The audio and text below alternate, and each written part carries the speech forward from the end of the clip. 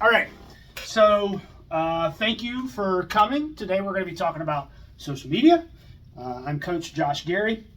So we are recording this for prosperity, one of them, right? So we will try to make some of this available later. We'll try to take clips and things of that nature, but I'm glad you guys have your notebooks because there is going to be a lot of information and you're going to want to be able to write it down and go back and look at it because it's a process. I'm not going to give you the keys to the kingdom. I'm not going to tell you everything that you possibly could ever want to know about social media, but I'm going to give you enough that you can then take that information and kind of learn on your own, right? And you'll find what your own style is because there's no one size fits all when it comes to social media. One thing that works for somebody is not necessarily going to work for somebody else. But some of the things and the ideas behind them and why they're done that way will definitely help you, right? So social media, right? We all know it. You know, it's become an intrinsic part of our lives for, I'm going to date myself. I was a MySpacer, right? I was on MySpace for a while. Every once in a while, I'll still get an email from MySpace letting me know. You know, they went a span of about 5 years where it was like strictly music shit, like bands, and you could like sample music and stuff like. And then they like converted back to what it was. But it was that, man. I had like the Matrix junk in my background. Like my MySpace page was pimping. I'll go ahead and tell you that. But I go back and look at some of the stuff that I posted on social media. Like I've been on Facebook for almost 20 years. I've been on Twitter for probably 14 or 15, you know. So I go back and look at some of the stuff that I did at the beginning and I'm like, oh, you know, the Homer Simpson shudder, you know, and it's like, oh God, it's horrible. Facebook memories, I am grateful for it because it allows me to see how stupid I was 10, 15 years ago and delete those stupid things, right? Which we'll talk about that here in a second. But social media is so much more than what people normally think about. Social media, hey, I started this, not making fun of you, I started this pet walking job or business, and all the people I went to high school with should be clients of mine. So I invite them to like my page. It's more than that, right? You have to put out content. You have to make yourself engaging. You have to make yourself entertaining, which a majority of you that are here are because of the pro wrestling side of it. And we're going to talk about some ways that you can specifically tailor it to professional wrestling. But a lot of the things that you can use for professional wrestling, you can use for music, acting, stand-up comedy, magic, and then a lot of the things you can use for whatever business you may have. You know, some of you guys have side hustles and shoot jobs and stuff like that you can use.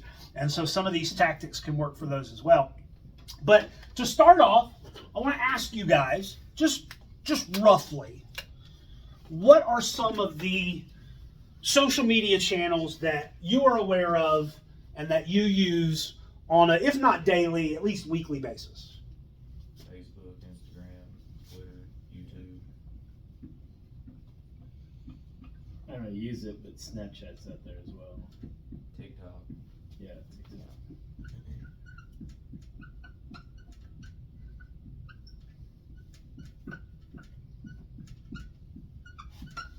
Too tall. I guess you can say Threads, even though it's just more Instagram.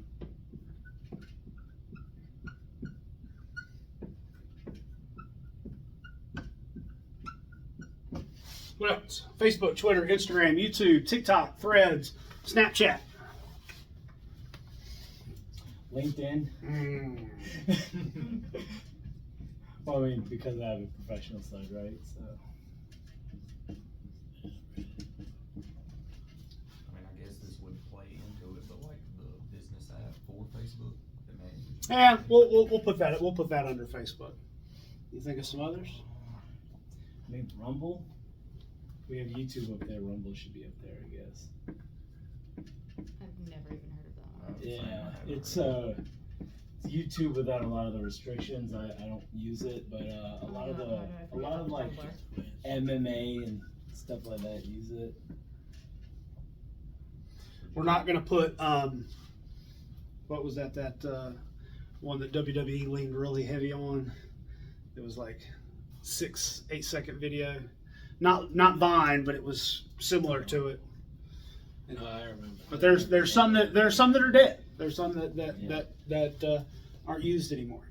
Would Discord be considered? You could consider it, but that's a little bit more niche. Yeah. What's that? Pinterest, Yeah. That's another one. Reddit, I guess. It's already on there. All right. Point being, that's a lot of social media, right? There's a lot of stuff to keep up with, and we're going to go over some stats and some figures about most used, most users, and then some of the stats and the analytics of it, so that you can kind of understand what's going on. What, in your opinion, what are, let's say, we'll start with 3, but what do you think are the top 3 social media channels out of those that we've got listed? First 3 Listed written them, down. yeah. Okay. I would argue Or- TikTok yeah. also. I was gonna say TikTok, TikTok's yeah. pretty big. So people Oh, are making yeah, money yeah. on TikTok. TikTok might be over TikTok Facebook. has kind of grown. Well, in that same token, So there's 4. YouTube What do you is think's also- 5? Definitely YouTube. YouTube. Snapchat's pretty large, man. But depends on your base. You guys are pretty close.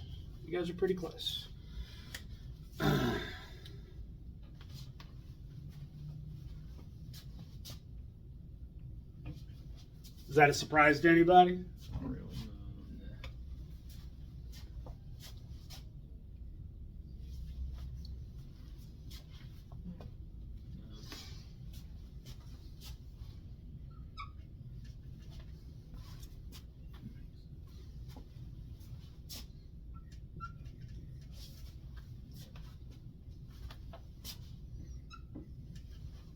Those are your top 5 social media channels right now.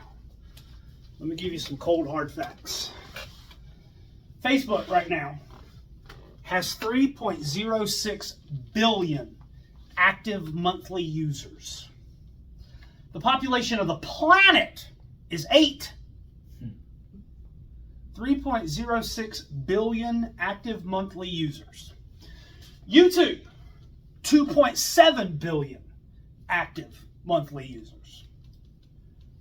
Instagram, 2.35 billion active monthly users. TikTok, 1.67 billion active monthly users. And Twitter, which we'll go over, 600 million active users. I tell anybody that'll listen, Facebook, Twitter, Instagram, must-haves in professional wrestling. If you do not have at least those 3, then you should change that. Oh, Twitter's dead. X, Elon Musk messed it up. Regardless of what your political beliefs are, it is still one of the top 5 social media channels in the world. Now, the usage is a little bit higher in the U.S. than it is in other countries, just simply because of like China's restrictions on the internet and things of that nature. But it's still highly used. Threads is kind of Meta's response to Twitter because of the decline and people leaving the platform because of those things, right? But it's still there. Okay. YouTube in the professional wrestling industry, it's a no-brainer why you should be on there, right? Because it allows you to use, and we're going to use terminology throughout this afternoon that I need you to make sure that you become aware of. Long-form content is king on YouTube. But YouTube also has, and we'll go over it, has another feature now similar to Instagram and Facebook Reels and TikTok called Shorts. Okay? I personally use those 5, LinkedIn and Reddit and Tumblr. Tumblr is basically kind of my website. Like if you go to joshgerry.com, it's basically my Tumblr page, but it's cheap and easy, right? Something better than nothing, right? I'm not going to pay a web host, and I used to host and design and do all the stuff on websites and oh my god, nope, I ain't got time for that. Ain't nobody got time for that, right? So I use them, and so sometimes like you'll see stuff that gets posted on those top 5, and then maybe they get posted a couple days later on LinkedIn or Tumblr or whatever, and it's because I forgot. I'm like, crap, I go back, right? Sometimes you have to schedule, and we'll talk about auto scheduling, but you almost have to schedule yourself some time to post on social media, okay? Let's talk about social media and life expectancy, right? Life expectancy of a human being is like 72, 74 years old, right? If you live older than that, cool. If you live younger than that, you know what happens, right? So the average, 72, 74 hours. What do you think is the average life expectancy of a post on social media? Trick question. Depends on the platform, right? Your average post on Facebook is going to last 5 to 6 hours. And then it might as well have never been there, right? It's gone. It's out of people's feeds. Everybody bitches and moans about the algorithm. I'll tell you how the algorithm works, and I'll tell you how to kind of not cheat it or best it, but how to utilize the algorithm to your benefit. Twitter, well, we'll skip Twitter first. Instagram and LinkedIn have a similar life expectancy. It's about 21 to 24 hours. LinkedIn usually starts to go a little bit more. I would say that LinkedIn, you might even get into the 48-hour range before a post dies on LinkedIn. Twitter is probably your most aggressive social media channel. Your average life expectancy of a tweet, 18 minutes. So that one can be tough to crack. But again, we'll give you guys some tips and tricks here. That's your average life expectancy. Now, have you ever gone on Facebook and you're seeing posts from like 5 days ago? Like, how is this thing still alive? Look at the engagement. Engagement will keep a social media post alive. And what I mean by that is, as soon as you post it, it starts to die. If nobody's engaging with it, it goes quicker. Once it gets past like that hour mark, if nobody's engaged with it, it really dies, right? It's here, it starts to die. Somebody likes it or heart reacts to it, it goes up a little bit. But then it starts to come back down. Somebody comments on it, it goes back up, but then it starts to come back down. Somebody shares it, it goes up, and it starts to come down. But if people keep engaging with it, it keeps staying up here, right? Once the engagement's over and new content has started to come in, it kind of pushes it down. Have any of you guys ever interacted on discussion boards or, what do they call them? Message boards or, whatever, for a movie, a show, a video game, whatever. And you'll see somebody and they'll bump it. And that's basically what they're doing. They're engaging with that thread to pop it back up to the top of the listing. Maybe somebody didn't see it. So it's considered a faux pas to like your own shit. Fuck that. Engage with that motherfucker. You go ahead and you give it engagement. Give it that little bump. Right? Now, I'm not saying go back and like one of your posts from 5 days ago. No. But like, as soon as you post it, yeah, go on there. Like, I don't know if I should be giving this information out, but I'm one of the admins on the Training Center's Facebook page. And I'll go on as the Training Center and go through and like my personal stuff. Just that little pop. Sometimes it works, sometimes it doesn't. But it's giving you engagement. Now, yeah. So, for example, I have an athlete page and a personal page. Okay. If I go and I post something on my athlete page and I go back and like it from my personal page, would that be something? So yes, it's something that you can do. It's gonna pump the engagement of that post, but it also exposes your personal page to people that are interacting with your professional page. So you kind of have to take that with a grain of salt, and we'll talk about that here in a little bit once we dig a little bit more into Facebook. But that's something that you have to have that conversation with you. I can't tell you what you should and shouldn't do. Is that little bump in engagement worth opening up that one world to that other world kind of deal? And we'll talk about that here a little bit more. Now, let's talk Facebook first. Which engagement item do you think has more weight? Liking, heart reacting, laugh reacting, whatever, comments or shares? I think comments would probably be the most So weight.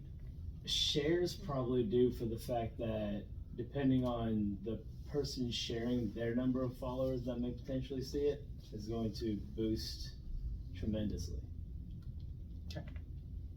He is correct. Sharing does more to the engagement score than commenting. But I think Commenting definitely a second. does more than reacting. Yeah. Look at the buttons and where they're at on the thing. Left to right. Left does the least, right does the most. Let's go to Twitter. What are your buttons on Twitter? You got replies, retweets, and I don't even remember what the other two are. Like. Or the- The like oh, is the on the like far is right. the far- So it's yeah, the yeah, other yeah, way. yeah. So the most engaging one is the one on the left for Twitter. So, but shares give more, or like TikTok has a favorites. You can add a video to your favorites. It's kind of the same thing, right? I don't have exact numbers on reposting versus favoriting on TikTok, but I would say that they would probably hold the most weight because, like Danny said, you're now showing or exposing that content to everybody that follows you. Obviously, somebody that only has 200 friends, I'm not going to get as big of an engagement bump than somebody that has 10,000 followers. I'm going to get a bigger bump from the 10,000 follower share, right? Is it really worth it? A share is a share, brother. Thanks for sharing my shit. Yeah. Appreciate it, right? It's going to keep that engaged. I've posted some things that are really good nuggets of information that hardly get any engagement, and I've posted some of the stupidest shit that gets 50 shares, 50 comments, 150 likes, and it's like, y'all are stupid. But thanks for the engagement, right? All right. But Twitter engagement's a little different, right? Twitter engagement, liking tweets is fine. They just recently made a change where, like, I could go, this got some celebrities in hot water. I can scroll through my Twitter timeline, X, whatever you want to call it, and I'll see a tweet, and I'll see it, and it's on my timeline because somebody I follow liked it. Well, I got some people in trouble because they were liking, like, porn and XXX stuff or whatever, and it was popping up, it'd be like, this hardcore porn scene, and it'd be like liked by this celebrity, and it's like, oh, okay, freak, right? So they actually took that off. That doesn't happen anymore. But when you repost, quote tweet, things of that nature, again, it puts it on your timeline for people that follow you. It's a great way to show other people's content to your followers, and so it has a weight to it. And then liking just doesn't, it'll bump it, but just not as much as sharing it, retweeting it, quote tweet, whatever. And then Instagram's kind of the same way. If you look at Instagram, you've got the heart on the left, the comment, then you've got the send, and then the favorite, right? Left to right. The more engagement power as you go through those things. YouTube, the thumbs up, right? They've actually hidden dislikes now. You can't see how many dislikes a video has, but the owner of the video, or the person that uploaded it, can see what percentage of interactions were likes, and you just do the math and be like, oh yeah, X amount of dislikes. I think on the content app it still shows. Oh yeah. Your dislikes. So liking, subscribing, and then why all YouTubers tell you ring the bell, because that gives them a little bit more. That's like a little extra subscriber. Me personally, I don't ring the bell on anybody. That's me. But whatever. I'll subscribe to people. Whatever. That's fine.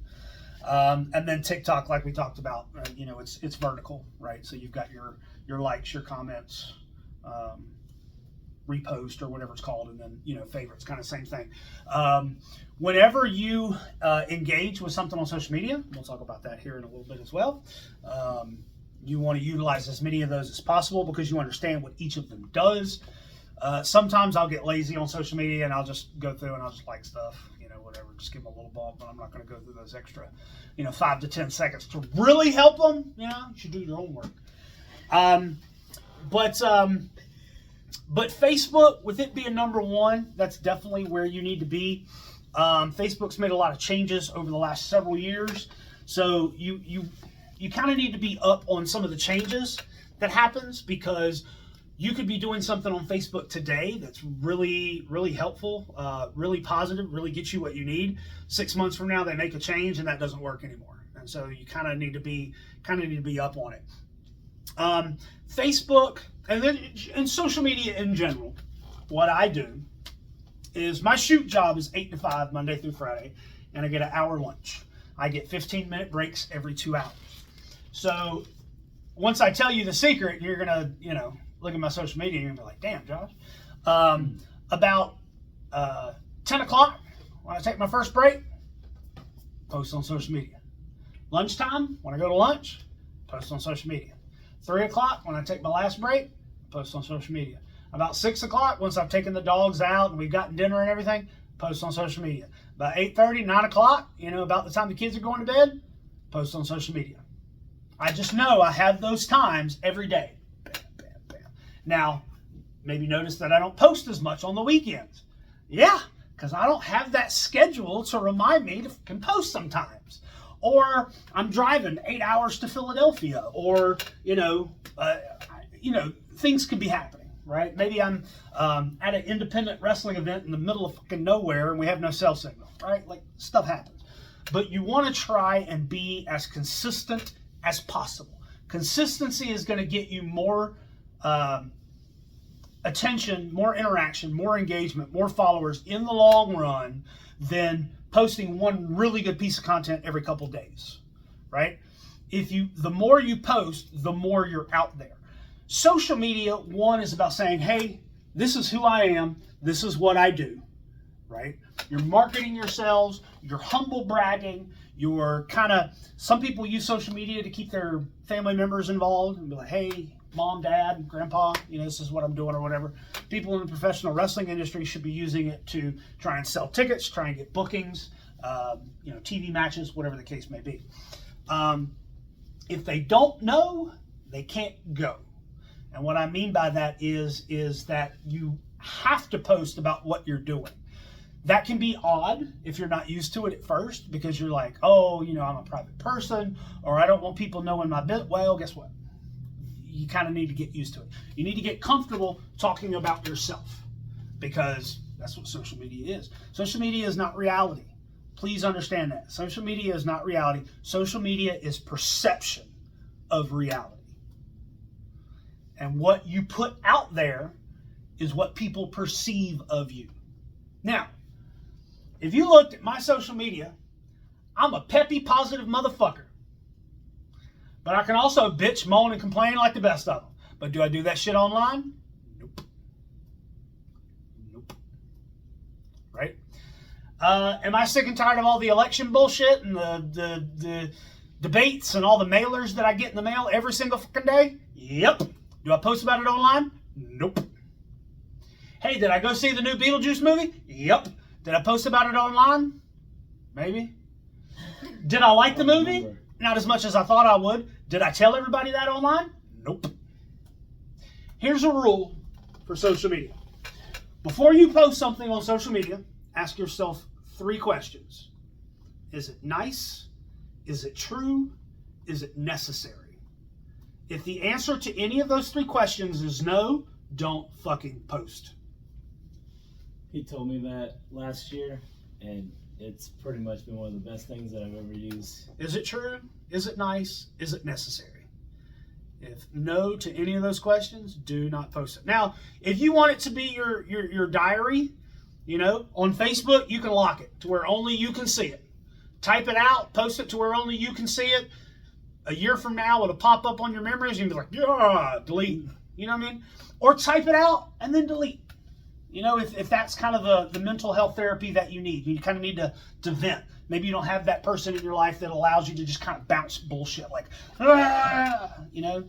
But don't make it public. There are people that I'm friends with on Facebook that I don't see their shit. Because after too many of those, unfollow. We're still friends.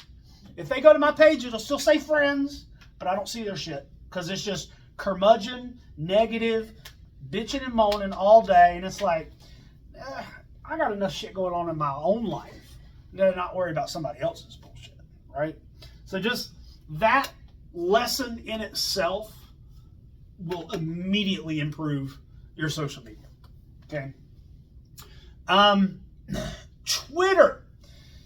You have to be a little more consistent on Twitter. I'll probably post anywhere from 5 to 6 times a day on Twitter of, like my normal content, but then I'll also go through my timeline, and we'll talk about this when we get to engagement, and, I'll engage with some of the brands that I'm involved with, like AML, WrestleCade, NWA, MLW, AEW, WWE, all that stuff or whatever. You kind of engage with their post.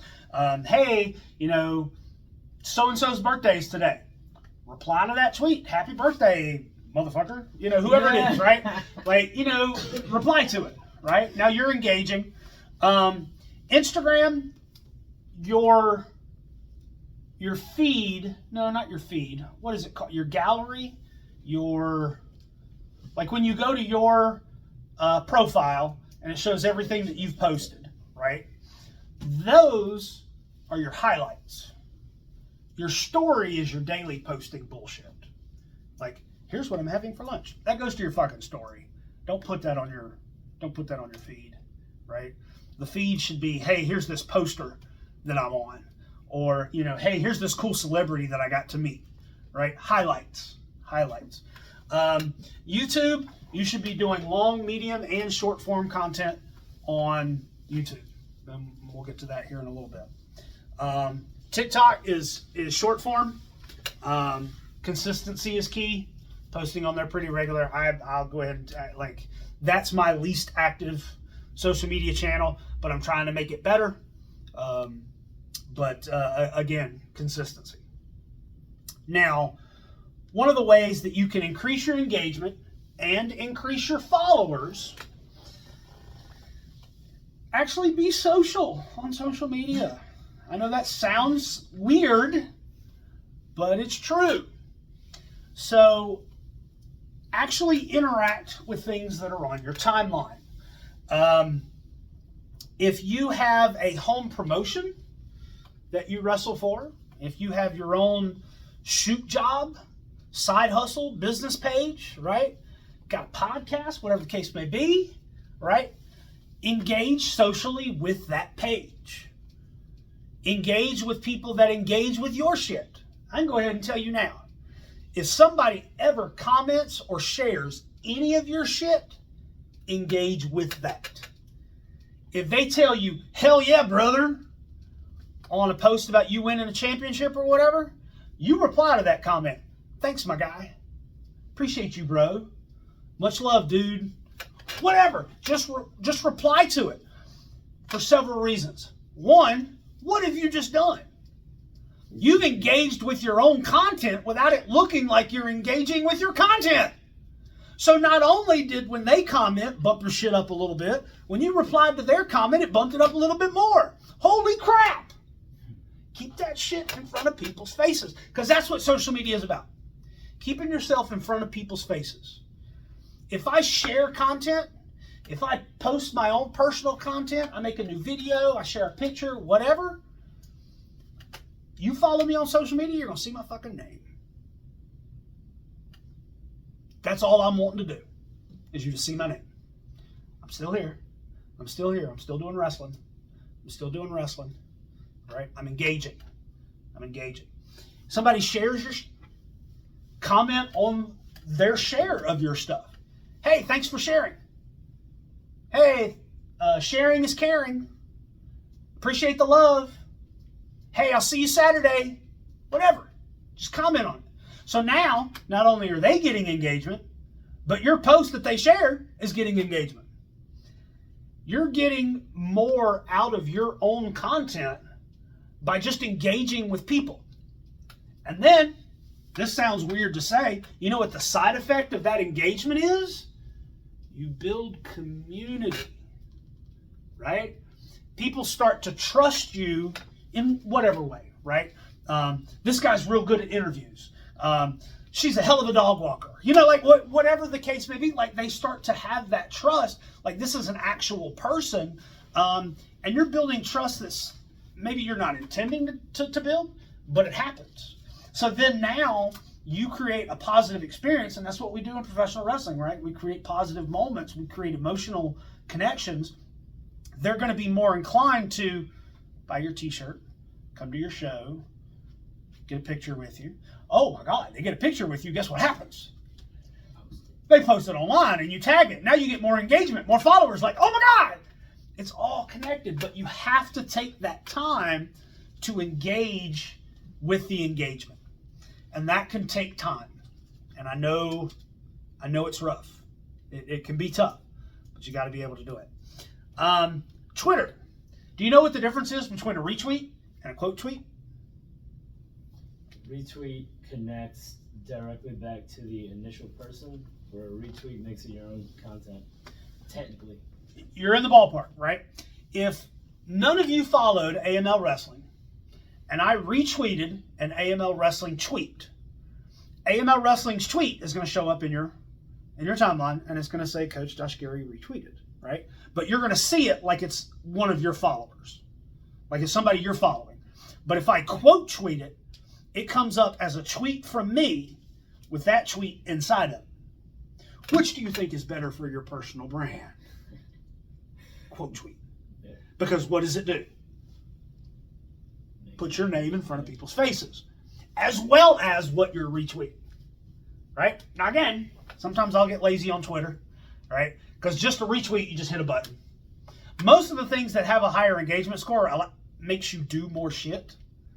So just think of it that way. Like, is this more than doing this? Then that weighs more. So to quote tweet, you'll hit it and it'll bring up a thing and you have to type something into your tweet, right?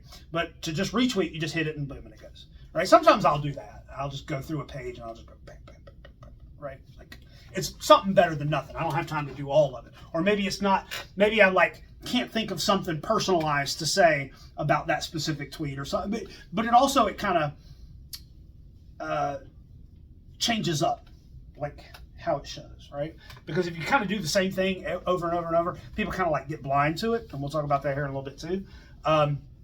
So sometimes you want to kind of change it up, but just remember, replying and liking and retweeting and sharing and all that stuff. Not only is it helping other people, but it's also keeping your face and name up there as well, right? And that's what social media is about. Instagram, kind of the same thing. If you ever, does anybody in here follow anybody that wrestles for the WWE? A handful. Okay. Go on their look at their comments. Look at their comments. The top 10 comments on their post are other WWE superstars commenting. And they're not well thought out, poetic freaking comments. They're like 3 emojis or go girl or whatever, but they're commenting. And again, what does that do?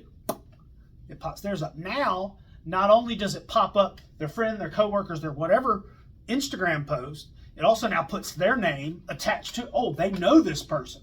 So for you, this is right up your alley because women benefit from it the most, because pervy motherfuckers will find a chick's profile and will follow every chick that comments on their fucking profile. Like, I've seen that shit happen. It's weird, and you kind of have to know where you want to draw that line, but like, use it. Followers are followers. Use it. Hell yeah. I hate when people go too far though, because I'll see especially independent women wrestlers, they're posting content about their matches, their promos, graphics they're in, whatever, and then maybe one picture they show a little cleavage and it gets the most engagement, and then you start to see their content start to devolve into TNA and that's it. And it's just like, I understand because you're getting engagement and you're getting popular from it, but you have to be able to draw that line. Like, some, they don't give a shit. They're like, whatever. I get paid to people see me half naked, whatever, that's fine. Some people are like, I'm not going to, sell myself out like that, whatever. You're going to like me for this or you're going to like me for that. But some people, the numbers get intoxicating and they start to kind of fall to the dark side, so to speak. And we'll talk about the numbers as well. When you are posting content, please be aware of these two major rules when it comes to social media. And this is for anybody, anywhere, anytime, any place. Doesn't matter if it's for pro wrestling, doesn't matter if it's for a business, your personal page, whatever. Magic numbers.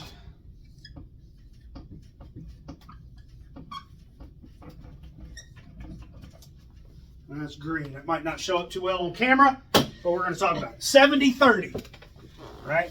70-30 rule, all right? 70% of your content should be non-selling content.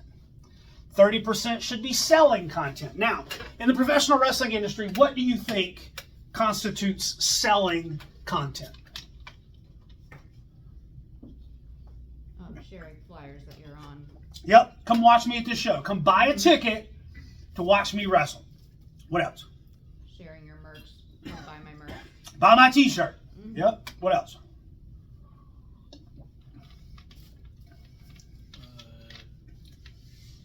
Sharing other people's stuff the same way. Mm-hmm.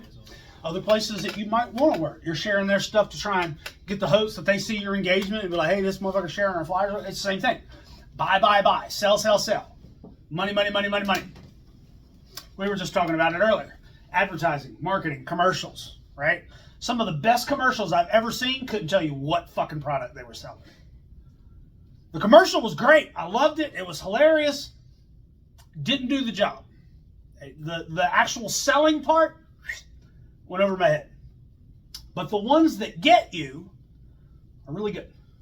You guys know what a Swiffer power mop is? Mm-hmm. I mean, I know what it is because I'll sing that song every day. Swiffer power mop. Swiffer power mop. Like, got me, bruh. It entertained me and reminded me of what their product was. Chili's. The restaurant Chili's had a commercial that came on yesterday. I popped huge. They were like something, well, I guess maybe not really, but it was for Chili's and something meal that you can get for X amount of money or whatever. And the girl that was talking about it looks and she goes, sorry, dude, we're not hiring you. And it was literally a chili pepper standing outside their window going, come on, man, I was born for this. I'll even sing the song. I want my baby. And she's like, no, dude. And I popped. It was hilarious. But he was a chili pepper, Chili's, like, boom. I remember that it was for Chili's. I've only seen the commercial once. I was so entertained that I just totally blanked out what it was actually advertising, but that got me, right? Sometimes you'll watch commercials and you're like, oh, man, that makes me want to really give it a try. Maybe it's for a new drink or the smash burger at Sonic or whatever. And like, hey, that looks really good. I want to give it a shot. Like, that's working in your favor. But when you're watching television, let's say before DVRs, some of you probably aren't old enough to know, but whatever. You're watching a television program and it goes to commercial. What do? Switch the channel. You either switch the channel, you go pee, you go to the kitchen, whatever. Are you watching the commercials? Fuck no. Right? You on DVR, it goes to commercial, what do? Fast forward it. We don't watch commercials. We try to tune that shit out. But radio stations do it. TV stations do it. You watch YouTube, you get ads. TikTok, you get ads. There's ads everywhere. And it's so much, we block it out. If all your content is sell, ad, what do you think that does to your followers? Right? So you have to make your selling content blend in with your non-selling content, right? That's why if you look at my social media, sometimes I just post bullshit. Just to post so that you can see my name, right? Like, I don't talk about it a lot, but I follow the WNBA. And I'm hyped as fuck that there's a playoff game going on right now that I can't check the score of. But as soon as this class is over, damn well I'm going to be checking that shit. But one of the things that I did is I shared from the WNBA page that the playoffs start today. Shared it 2 days ago. Is that selling anything? Nope. It's just telling me, hey, this is this thing I'm interested in. One of my followers may be like, oh, I didn't know the WNBA playoffs started on Sunday. I might have to check that out. Maybe the WNBA gets a new watcher, a new viewer, whatever. But you know what? You saw my name on your Facebook feed that day, right? Hey, I went to go see Beetlejuice. I'm hanging out at the theater with my wife. Date night. Click. I'm not selling you anything. I'm at the movies. But I'm posting and you see my name. And I'm doing shit. Now, if you're in wrestling, like there's this guy, he still kind of wrestles, but his name's Waylon Mays. He's the ping pong master, right? His social media content, at least once a day, he posts about ping pong shit. Like some manufacturer makes a new ping pong paddle, or, you know, the ping pong world championships, right? Like, it fits with the gimmick, and it's not selling anything, but it's content. Once again, to remind you, Waylon Mays is the ping pong master. He's talking about ping pong. So it's kind of like the same situation of like when Matt Hardy did the Matt Facts thing, and like every day he was posting like, oh, Matt Hardy loves doing this on his days off and stuff like that. Yeah, and you know what? It might even go viral. You guys ever watch AEW? It's a wrestling show, comes on every once in a while. It's Wednesday night. You know what that means. You know where that came from? Do you know where that came from? That came from Brody Lee. Brody Lee, when he was under contract for the WWE, his contract said that he had to post on social media once a day. Had to, per his contract. So every day he posted, it's Monday, you know what that means. It's Tuesday, you know what that means. It's Wednesday, you know what that means. Literally every day he posted that. And then when he worked for AEW, you know, they kind of made it, and now it's like it's a thing, it's part of AEW's thing. But that's what he did. WWE, yes, has rules about social media that you have to post and have your content and all that stuff or whatever like that. The best people to follow in WWE are the NXT guys. NXT guys and girls. Their social media game is on point because they're hungry and they're trying to make that jump to the next level. Their social media is real good, and they don't have a super huge following yet. Most of them will be anywhere between the 25,000 to 150,000 followers range. They're really good to look at, like what content are they putting out there? How often are they posting? Then you'll see other NXT superstars commenting on it and liking it and stuff like that. Like it's a real good, like if you're, okay, how can I improve my social media content? NXT people right now, because they have classes, I don't know how often, but they have social media classes. Hey, you should start doing more of this. You should do less of this. And they also have people at WWE corporate that watches their social media and monitors it and says, hey, take this down. Hey, don't do that again. You know, like, hey, this makes the brand look bad. Hey, this is, you know, whatever the case may be. So I should tell you, social media is important. So 70-30. Find ways to put content on your social media that is not, hey, buy a ticket, hey, buy a t-shirt, hey, spend money. Like it should just be, you know, hey, here's this cool thing. I get messages from, I'm not going to name drop because it could come back and bite me, but like people that have been on TV and are in production roles now, like message me like, hey, how come you post so much free shit about professional wrestling? It's like Netflix free month. I post just enough to get engagement and for people to look and be like, man, that guy knows his shit, but without giving away the entire farm. You want to know more? Hey, I'm having a workshop Sunday, September 22nd, $20, right? It's giving you enough information to know that if you come here and you do this workshop, you're going to get your money's worth. You're going to get information that is going to help you, that is going to further you. Tips and tricks and things that I do. I'm not going to tell the entire world every little thing that I do absolutely free. I'd be freaking stupid to do it, right? Just like we're filming, right? People states away wanted to look. Hell yeah! I'll spread that information. Let's make people better, right? I'm not afraid of it. But 70-30. So keep that in mind. And that can be tough, right? I talked about posting at 10, 12, 3, 6, and 9. Was it 5 times a day? 70-30? That means 3 of those posts at least should be non-selling content. And that's if I don't post more than that, right? So Facebook, Twitter, Instagram, YouTube, TikTok, LinkedIn, Reddit, Tumblr, Twitch, Pinterest, like that can build up. Okay, I'm having a show in a month on Saturday that I'm booked for. I'm in the main event. I'm wrestling for the title, right? Obviously, I want to work for this promotion again. I want to show other promotions that when I'm booked, I'm going to sell the show, I'm going to share the flyer, I'm going to do all that. It's a month away.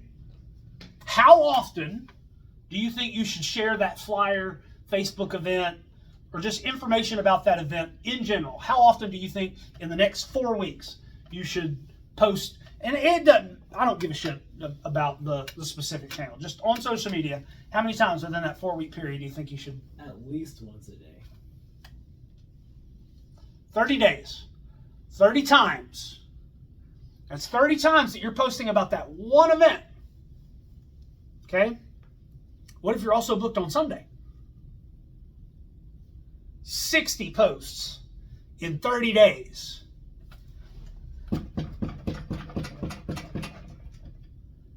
That's your 30%. So how many non-selling posts do you think you need to post within those 30 days so that those 60 Get covered up. Yeah. You need at Bruh. least 4 more. social They did media six- is a six job, posts. brother. Yeah. I'm telling you. But the other thing is too, is that when you start posting that, it's like when you post, like say you go throughout your day and you post, your first 3 posts are like quotes or just something like content. But then at the end of the day, you save it for like your most engaging content. I'm glad you mentioned that. I'm glad you mentioned that. That's a good Time one. of day Huge. is also a huge one. All right. LinkedIn, social media for professionals. You think you're going to get a lot of engagement on LinkedIn if you post on Saturday? No. Because they're only on there from like 8 to 5 Monday through Friday. So you're not going to post on LinkedIn at 9 o'clock at night. You're not going to post on LinkedIn at 2 o'clock Saturday morning. Right? That matters. Facebook, Twitter, Instagram, YouTube, and TikTok, they're a little bit more lenient because people are on those more. But I can go ahead and tell you now, if a majority of your followers are on the Eastern Seaboard, don't post at 8 o'clock in the morning. You're not going to get a lot of engagement. Don't post at 1 o'clock in the morning. Don't post at 10:30 at night. The sweet spot for Eastern Shoreboard posting, noon to 9. That's when you're going to get your most engagement. That's when most people are going to see it. Now you can move it like maybe into 11:30 or 11, because like the people that have the 9 to 5s Monday through Friday, like they're going to lunch and they're trying to kill those last 10, 15 minutes before lunchtime, right? Oh God, it's too early for me to go to lunch, but I've done all my work. I'm at a stopping point. Oh, let me cruise Facebook for a little bit. Right? And that's why also 5 to 6 is great. 4:30 maybe to 6:30 is even better. Why is 9 o'clock good? Hey, brother, I got followers on the West Coast too, Daddy. Mm-hmm. So 9 o'clock here, 8, 7, 6. They're getting off work. Just getting So home. you gotta, but you want to vary it up. You don't want to post about your show every night at 9 o'clock because you're going to get the same people are going to see it. The same people that are on Monday night at 9 o'clock, chances are Wednesday night at 9 o'clock, they're on there too. They saw it on Monday. Give them something different. Post it at 12 on Wednesday. Post it at 9 a.m. on Thursday, 3 p.m. on Friday. Like vary it up. So again, it's blended because you're like, oh fuck, CJ Evans posted about his fucking event in a month at 9 o'clock, like clockwork, brother. Unless you want to like make it a viral gimmicky thing. Hey, it's 9 o'clock. You know what that means? You know, you could do it. You could do that because then now it's kind of tongue in cheek. It's kind of got the wink. Like you know, like, ha, he does do it every night at 9 o'clock, right? And then you might get some people going, hey, it's 9 o'clock. You know? Let me go see what he said. Yeah, I don't see your post, dude. Like, are you unconscious? Did you get kidnapped? And you're like, oh, hey, I was taking a shit. Haha, here it is, right? Like, you can make it something. Well, that's what goes into like earlier where we had Twitch on the board. Like a lot of gamers, they tell everybody on their videos, like, hey, I'm going to stream this time to this time out of the week. Mhm. So it's like Monday through Friday, I'm going to stream from 3 to 5 every afternoon. Well, because you're starting to get more in like your TV show at that point, right? Because before DVRs, like 8 to 9 o'clock p.m. during the week, oh man, those were when the best shows were on. And everybody knew it. And so they would tune in, you know, NBC, ABC, CBS, whatever, 8 o'clock, you know, this is my show, Fox, whatever. Man, Sunday night at 8 o'clock on Fox, that's Simpsons, buddy. Hell, I think it still even is, right? But that was when the Simpsons come on. So you best believe at 7:59, my ass was parked in front of the television watching the damn Simpsons, right? ABC on Friday nights. Yeah, TGIF, TGIF, you know, yeah. like they built, and that's kind of where Twitch is. Because if you have that consistency, again, we talked about it, consistency. Okay, all right, boom. I Twitch got you. has a scheduler built into it now, so you can like if someone goes to your Twitch page, So you can like see it, just like click TV on Guide schedules, yeah, and it'll be like, oh, I'm gonna be on this time. Yeah. Yeah, so like they've updated on that. Question on active times. So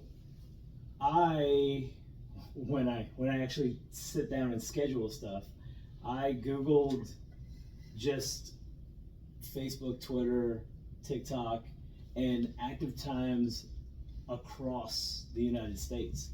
So I will post stuff sometimes on Saturday at 2 a.m. because there is an active percentage of people. Mhm. What are your thoughts on that versus just trying to attach to because Twitch?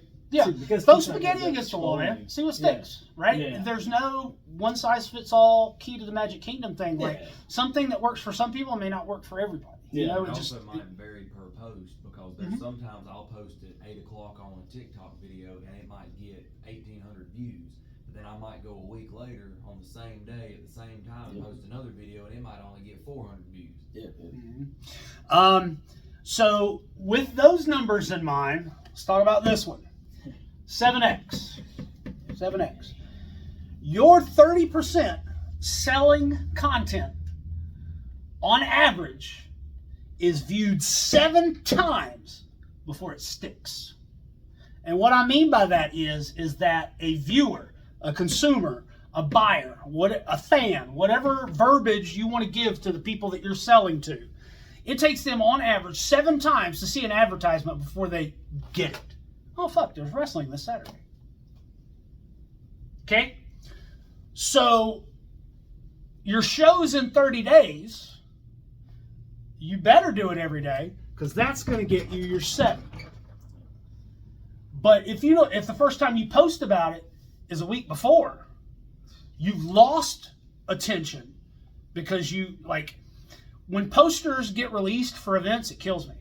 Like, they get shared, the hell gets shared out of them the first 24 hours. And then like a week later, I don't see crap. And then like the week before the event, I start to see shares again. Like, it's consistency. Like AML. Tracy Myers, by the way, people like, how the fuck have you been with AML for 6 years? Because I love learning from Tracy Myers. And I will say that right here. Love it. That dude has taught me so much shit about social media, marketing, money, business. And like, I know there are people that don't like him for whatever reasons. Usually it's because of jealousy, but the dude is smart. And like, I'll just ask him. I'll be like, hey, how are the numbers looking for our show this Saturday? Or what were the numbers like at our event last weekend or whatever? And he breaks that shit down for me. I thought I knew wrestling. But like, he's been doing it so long, and people still call him a money mark, which is crazy, and he laughs at that. But he has learned, like, some things work and some things don't. And he actually told me yesterday, I was talking to him, he says, once you figure this wrestling thing out, let me know. But like, so we're doing a double shot next weekend. We're doing a matinee and an evening show. And so he was convinced the evening show was going to do better than the matinee. So he front-loaded the matinee, and the matinee's almost sold out. It's like, oops. Okay, right? So you try and figure it out. We have jam-packed cards that are like, oh my God, that's going to be a can't-miss show, and we have 100 people in the audience. And then we have a throwaway fucking show, and 500 people. Like, it's crazy. But he understands I can post a promo on this date. I can start selling tickets on this date. I can advertise a show on this date. And he has got about right. It's not too early and it's not too late, right? Usually we don't promote the next event until after the event, which is just smart, right? Because hopefully your event made them go, oh man, when's the next one? Hey, well, guess what? We start advertising like 2 days later and tickets go on sale a week later. All right? Sometimes it doesn't always follow that. Yeah, no. But it's all based on analytics and what works. But here's the thing: what worked here may not work here. What worked up there may not work down there. And so you find the things that work consistently, like you keep doing those things. Sometimes the difference between an hour or a day can make or break something. Most of the times it's not going to, though. But 7 times. And if you do it the same way 7 times, that number's probably higher. You gotta vary it up. Text, picture, video, promos, sharing.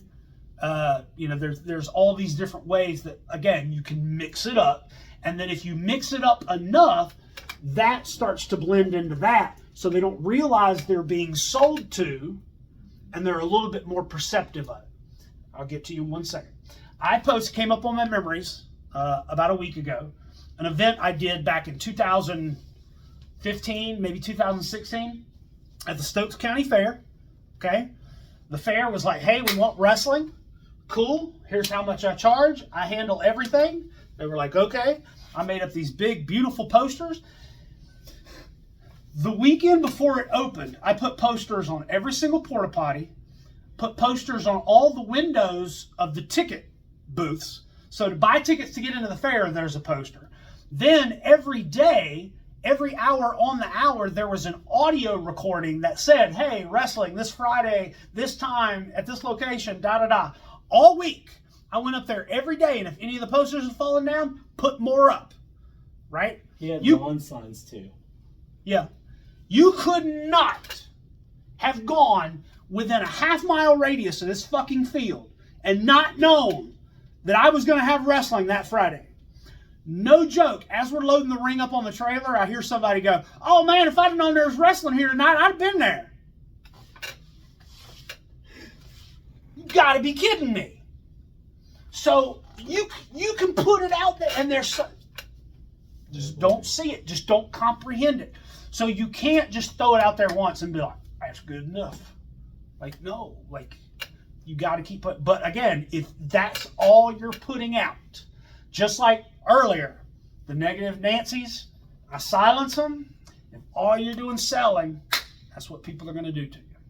Yes. So the question I had is that, so you said earlier about going over the different, like, posting flyers each day, and you said, like, okay, if you have an event coming up in a month and you post it, needs to be posted once every day. The question I have about that is it specifically the flyer, or is it just something promoting that event? Because, like, whatever, vary it up, right? Like, you can download the flyer and then post the flyer as a photo and then have some information there or whatever. Then maybe the next day share the Facebook event, right? Maybe somebody that's on in another match post a promo. That's what I was going to ask. And they post it on the promotions page. Share that post from the promotions page. That way, you've talked about that event 3 separate ways. And it's not every day; it's just the flyer being posted.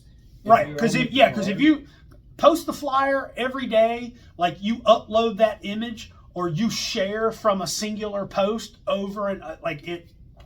One of my favorite things that I see when a lot of the wrestlers do it is when their opponent shares it, and then they share from their opponent, and then they take a shot at their opponent. Yeah. So like that way, it's like keeping. Like, oh man, those are so much fun because then you're gonna get a lot of people who are like, oh. And here's the thing. Here's the thing about sharing, okay? Especially on Facebook, and this also pertains to Twitter when I talked about retweet versus quote tweet. This is how most independent professional wrestlers and promotions. I want to make that perfectly clear on video here. This is how 80 to 90% of the people in the pro wrestling industry share shit on Facebook. You ready?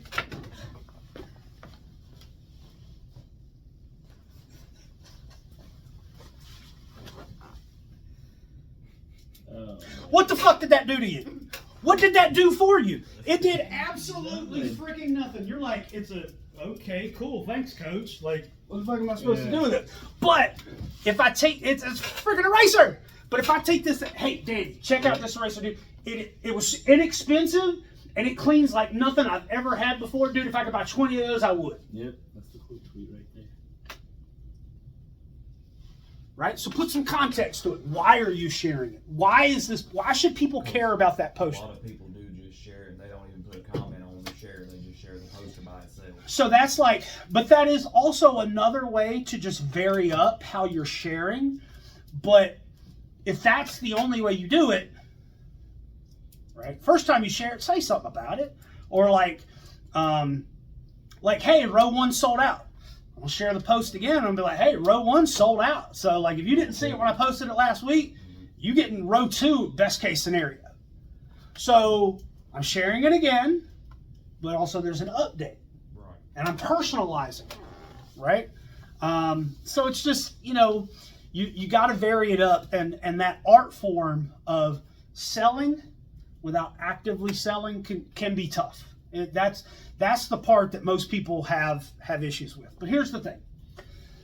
Something's better than nothing. And even if you haven't mastered Facebook sharing or TikTok or Twitter or Instagram, whatever, at least you're making an attempt, right? Like if somebody was like, I kind of know how social media works, and they come to this class and they've kind of learned a couple new things that makes it a little bit better. Cool. If you have no friggin' clue and this is your first foray, like great. But if you're already a master, maybe even like we were talking about seminars earlier, maybe I'm going to give you something that's going to give you that extra little bit. Like Danny's been in here before. He's had this class before. But I can go ahead and I just about guarantee he's already learned 2 or 3 new things that I didn't talk about the last time we had this class. So like it's one of those things that, you just pick it up. Or I might have talked about it at the last class, but he wasn't experienced enough to like get it and that be beneficial to him. But he's had some practice at it now. And then now I go and he goes, Doc, it makes sense now. That's the next hit me this time. Just to give you like. So it's just that it's that process. You gotta keep continuing to learn, and 6 months from now, all this data that I've given you may be completely complete. It may not even work anymore. They changed the algorithm, right? So the algorithm, people complain about the algorithm, and I'm just going to go ahead and tell you now why blaming the algorithm is bullshit. I'm just going to go ahead and say it, right? If you're watching this and I upset you by telling you that the algorithm is bullshit, like whatever. I see way too many people blaming the algorithm. Look, I could have 10 followers. I've been using this term for 20 years, and it doesn't quite work now, and once I say it, you'll understand. But I could have 10 followers, but if one of them is Vince McMahon, I'm good to go. You know what I mean? Of course, he's not in position anymore, but you get the idea, right? Numbers are vanity metrics, and what I mean by that is that the numbers don't matter, but the numbers do matter, right? Don't get so hung up on the numbers that you sacrifice your integrity, your values, what you want to do because you're now addicted to these numbers. Like, oh man, I'm five followers away from 5,000. So I'm going to do everything in my power to go over 5,000. Like, no, like, why?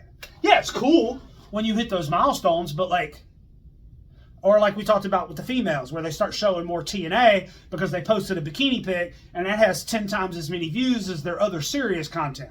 So now they start posting nothing but bikini pics. It's like, do you want to post bikini pics? Go ahead.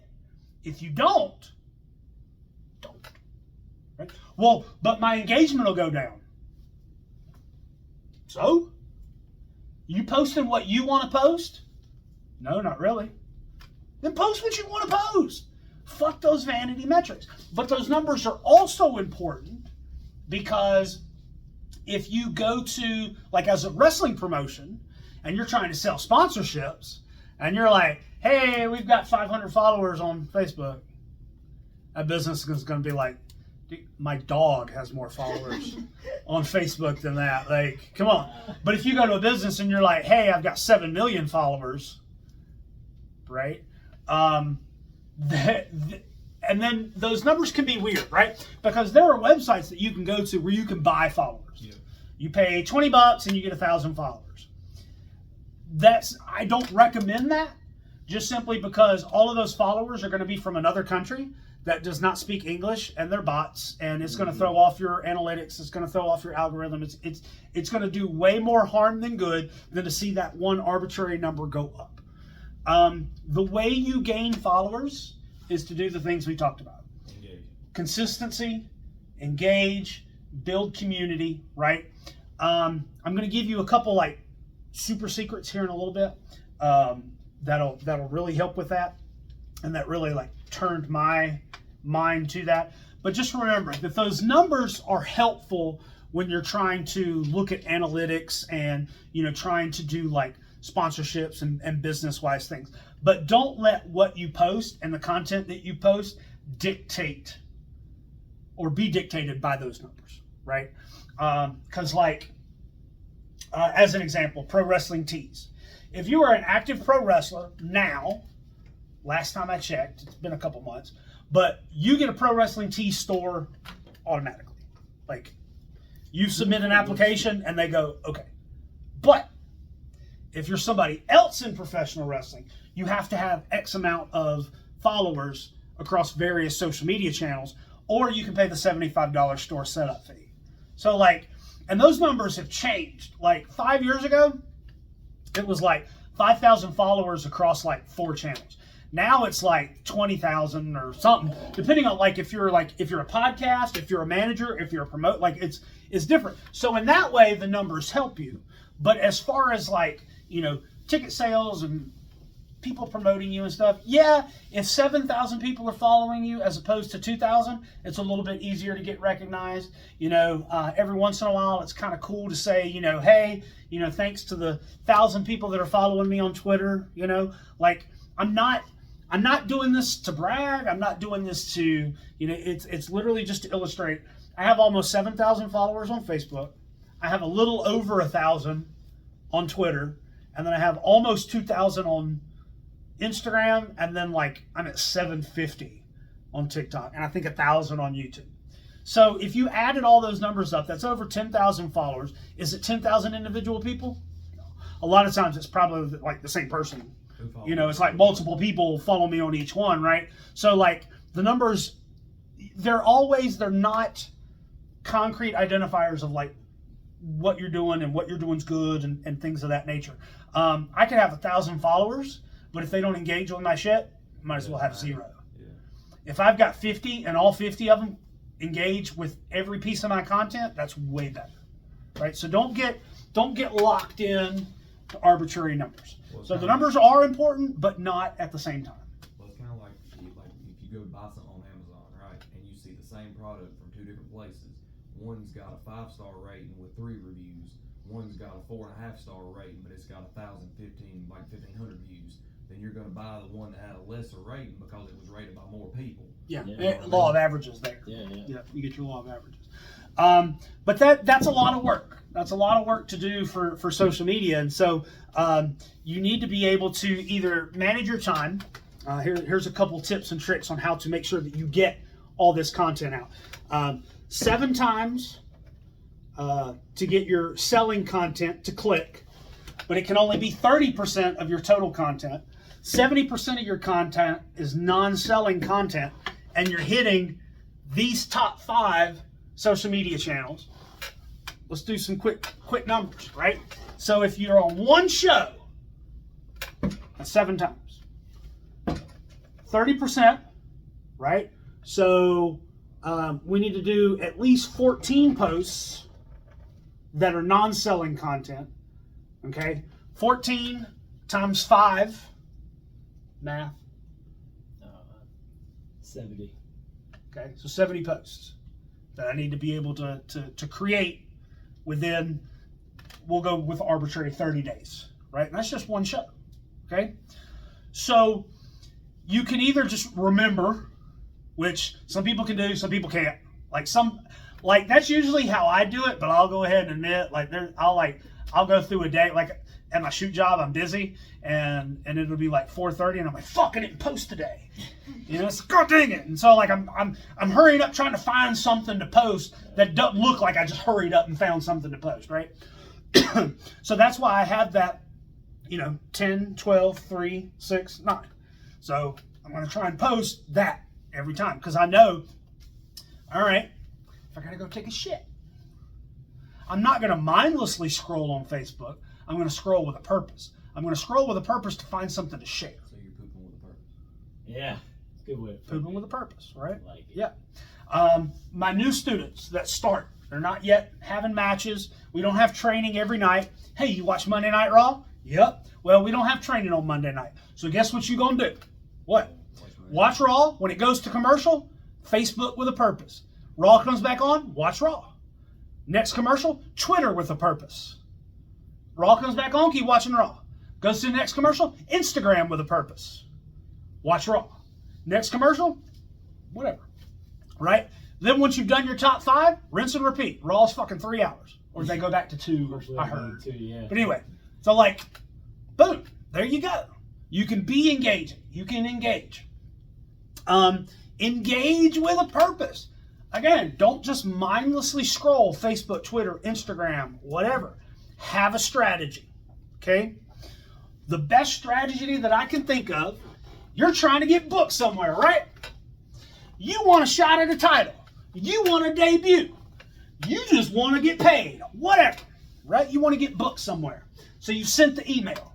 You sent the Facebook message. You sent the Instagram DM. You've done crew at the event, right? Doing everything. Man, this is the one place I want to work, man. What else can I do? Well, guess what? Analytics works both ways, all right? You want to work for AML? Alrighty. Share AML shit. Engage on AML posts. Comment on AML posts. Love AML posts. Share AML posts. Share the event. Share the poster. I'm a product of this, by the way. Sharing without an expectation in return is the key. Don't share it going, they're going to see me sharing this, they're going to give me a spot. No, just fucking share it. Right? You got a buddy that lives in Pittsburgh that's running a fucking show. Share it. Don't give a fuck. Share it. But the people that run those will start to see, dang, this dude shares it. Right there.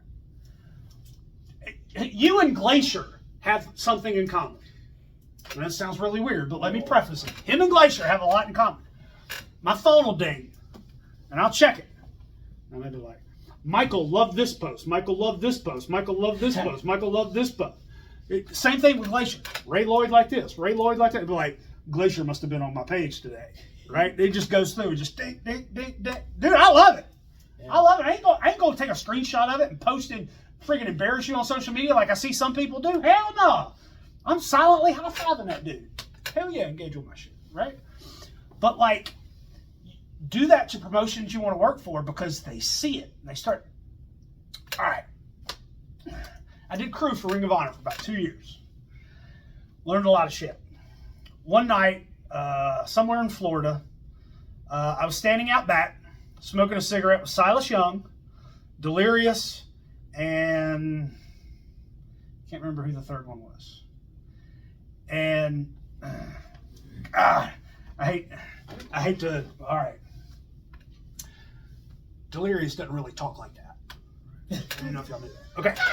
So anyway, he was talking about some dude that is constantly sharing and retweeting his stuff on Twitter. He doesn't know who the guy is, but he sees his name and was talking about him. The executive producer at the time of the friggin' product knew who you were because you constantly engaged with them. That could be a positive, that could be a negative, because I've seen Gangrel block motherfuckers for that shit. But it's just think, the person that's running the page is seeing that, hey, this guy or this girl keeps sharing our stuff. Hey, just like earlier, yeah, we messaged each other, or I saw you comment this, or I did see you in a physical place at one time in the past. Yeah, and dude, that's why I'm telling you guys, if you're trying to get on somewhere, sending a message is cool, sending an email is great, sending a resume is even better, but you know what's better than both of those? Being able to walk up to them and say, hi, my name is, and handing them your freaking resume. That's better. Just like we talked about your engagement tools moving from left to right, one weighs more than the other. And so by doing that, if you do all of that stuff together, but I see a lot of people do all that stuff and then they get that opportunity and they don't do it anymore. You gotta keep it up. You gotta keep it up. But then here's the great thing about it. Perception is reality, right? If I share some promotions event going on next weekend, and I just talk about how great it is, and if you're in the area, you should be there. Am I telling everybody that I'm going to be on the event? No. What if they assume I'm going to be on the event? Not my fault. So now perception is that you're in more places than you actually are. And if you look like you're in demand, guess what it causes people to do? Follow you. Oh, no, fuck, I gotta get that guy. He's everywhere. He must be good. Or her. Right? Oh, I gotta get them booked. I gotta get them on my show. They share stuff. Their social media is great. Like, are you following the 3 rules? Is it nice? Is it true? Is it necessary? Right? Are you being a curmudgeon? Right? Because you're window dressing. If it's negative and nobody, like, they don't care how popular you are. I don't care who you're wrestling. I don't care what venue you're wrestling in. If your social media sucks, I'd go tell you now. Brian Hawks and Tracy Myers have a mental list of people they will never book because their social media is shit. And they don't even know it. They don't even know they've shot themselves in the foot working for AML Wrestling. They don't even know it. Because their social media is crap. And it's like, I don't want that in my locker room. Because that's the perception. That's how you are publicly on this social media channel. No, I don't want that in my locker room. I don't want to have to deal with that. I don't want to be woken up at 3 o'clock in the morning because your car broke down on the way to the show. Like, are you reliable? Are you dependable? So that's why you share those things. And that's why it's positive. And, it's all like, hey, right? Same thing with when you come through the curtain as a babyface or a heel, right? If I come through the curtain and I'm like this, most people will be like, fuck that dude, dude, you suck, But if I come through the curtain and I'm like, hell yeah, come on, let's go. Yeah. Right? Y'all laugh because y'all seen that post. But like, that, it is okay, right? Or if you're walking downtown and you see a dude that's dirty and he's talking to himself, depends on you're going to go on the other side of the street. You know what I'm saying? Like, perception is reality. So make sure the brand that you are presenting to everybody is positive and uplifting, and I'm sharing and I'm doing things and I'm, okay? So that's a lot of work.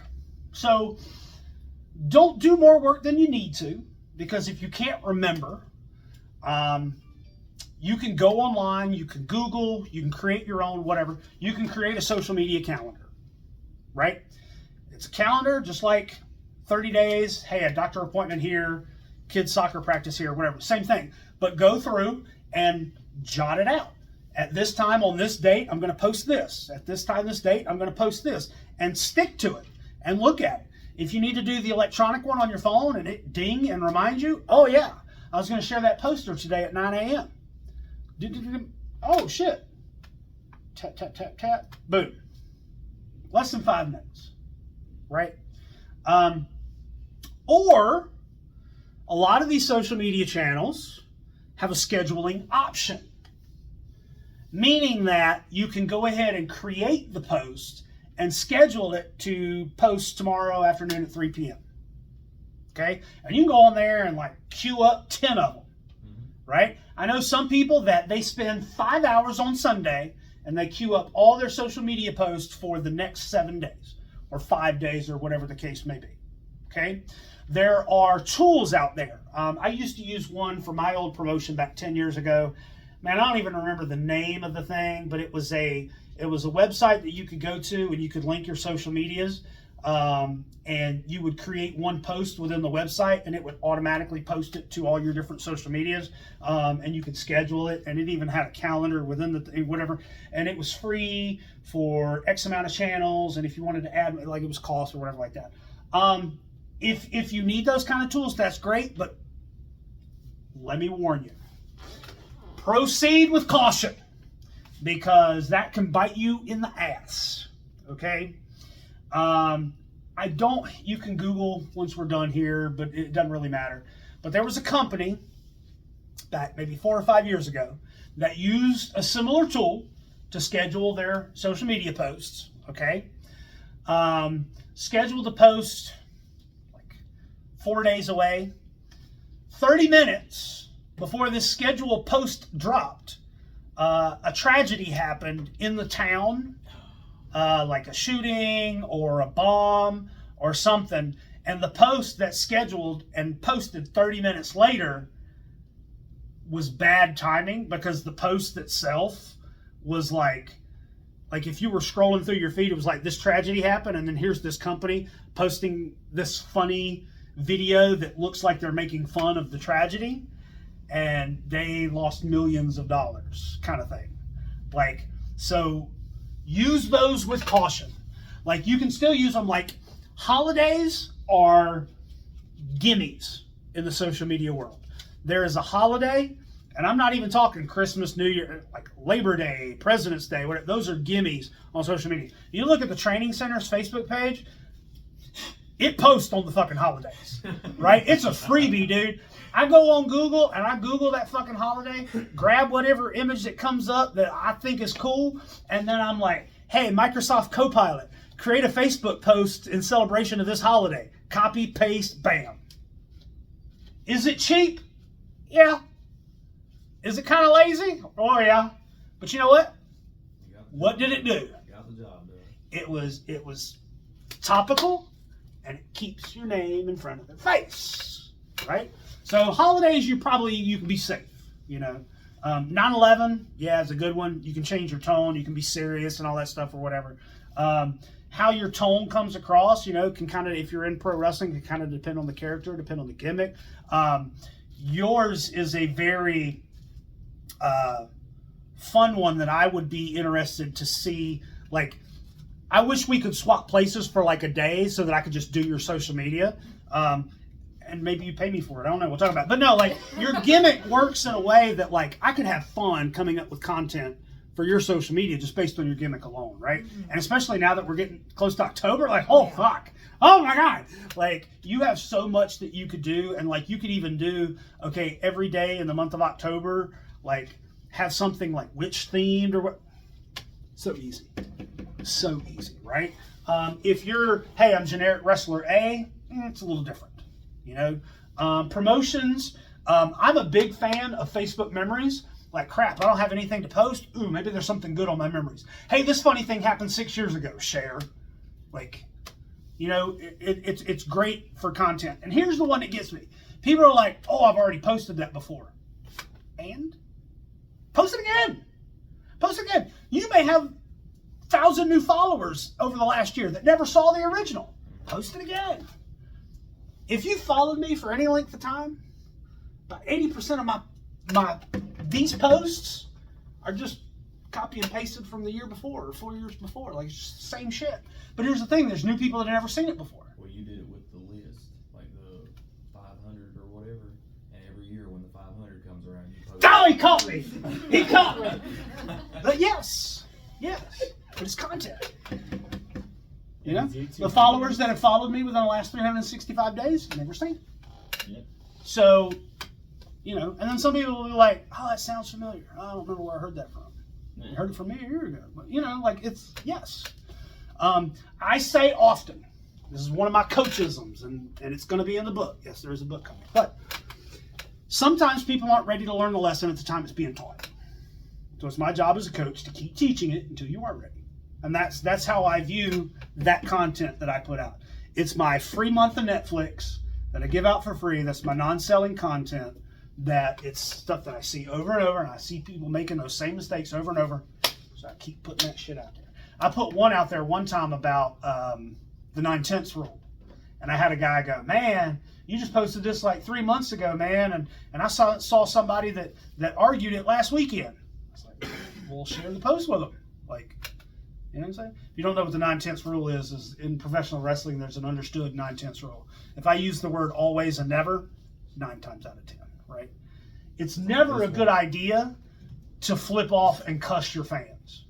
But this one time. But this one time, this dude do it and was the highest grossing wrestler in the fucking history, right? So, like, sometimes it worked, but 9 times out of 10. So, but anyway, so you can schedule posts, but like I said, take it for what it's worth. You might not work. What type of content do you post? There's a lot to choose from. You've got text, you've got photo, you've got video. In video, you've got horizontal, you got vertical. You got short term, you got medium term, you got long term or long form. Right? So which is best? What do I do? I don't know. What is your content? What are you providing to the world? What are you putting out there? All right? So, you know, for years I've said that, you know, I had a guy hit me up one time. And he's like, hey, man, I'm getting some custom gear made. Cool, man. What color are you getting? Black. Or no, I'm getting custom gear to help me stand out in professional wrestling. Cool. What color are you getting? Black. I always joke. Black and red are the most misused or overused colors in professional wrestling. You want to stand out, use something different. So I've posted it in text form before, got some engagement. You know, I saw this thing getting bigger. And I was like, man, I need to get on TikTok. So I was like, hey, I'm gonna try my hand at making short form, vertical TikTok content and the way they cut and and all that stuff or whatever. And so I made a TikTok where I played the guy getting the custom gear and I played coach. And I did the cut, so it was like a conversation going back and forth and, whatever. And it was kind of funny. But it was same content, just in a different form. So if you've got a text post that's doing really well, find a way that you can make that into a visual, either a photo or a video form. A lot of my coach-isms that I've quoted at training or that I've put in text on Facebook, Twitter, whatever before, I subscribe to Canva Pro. Canva Pro is a cheap little, it's amazing. you can get, there's a free version, but you get to do more shit with the paid version. But it's an app that allows you to do graphics editing, super easy graphics editing. And so I'll take an image that's related to my text and I'll put the text onto, I basically make it a meme, and now I post it. But then I also post the text with the photo. So you get some people that are going to read the text. Some people don't read text, they just look at the photos.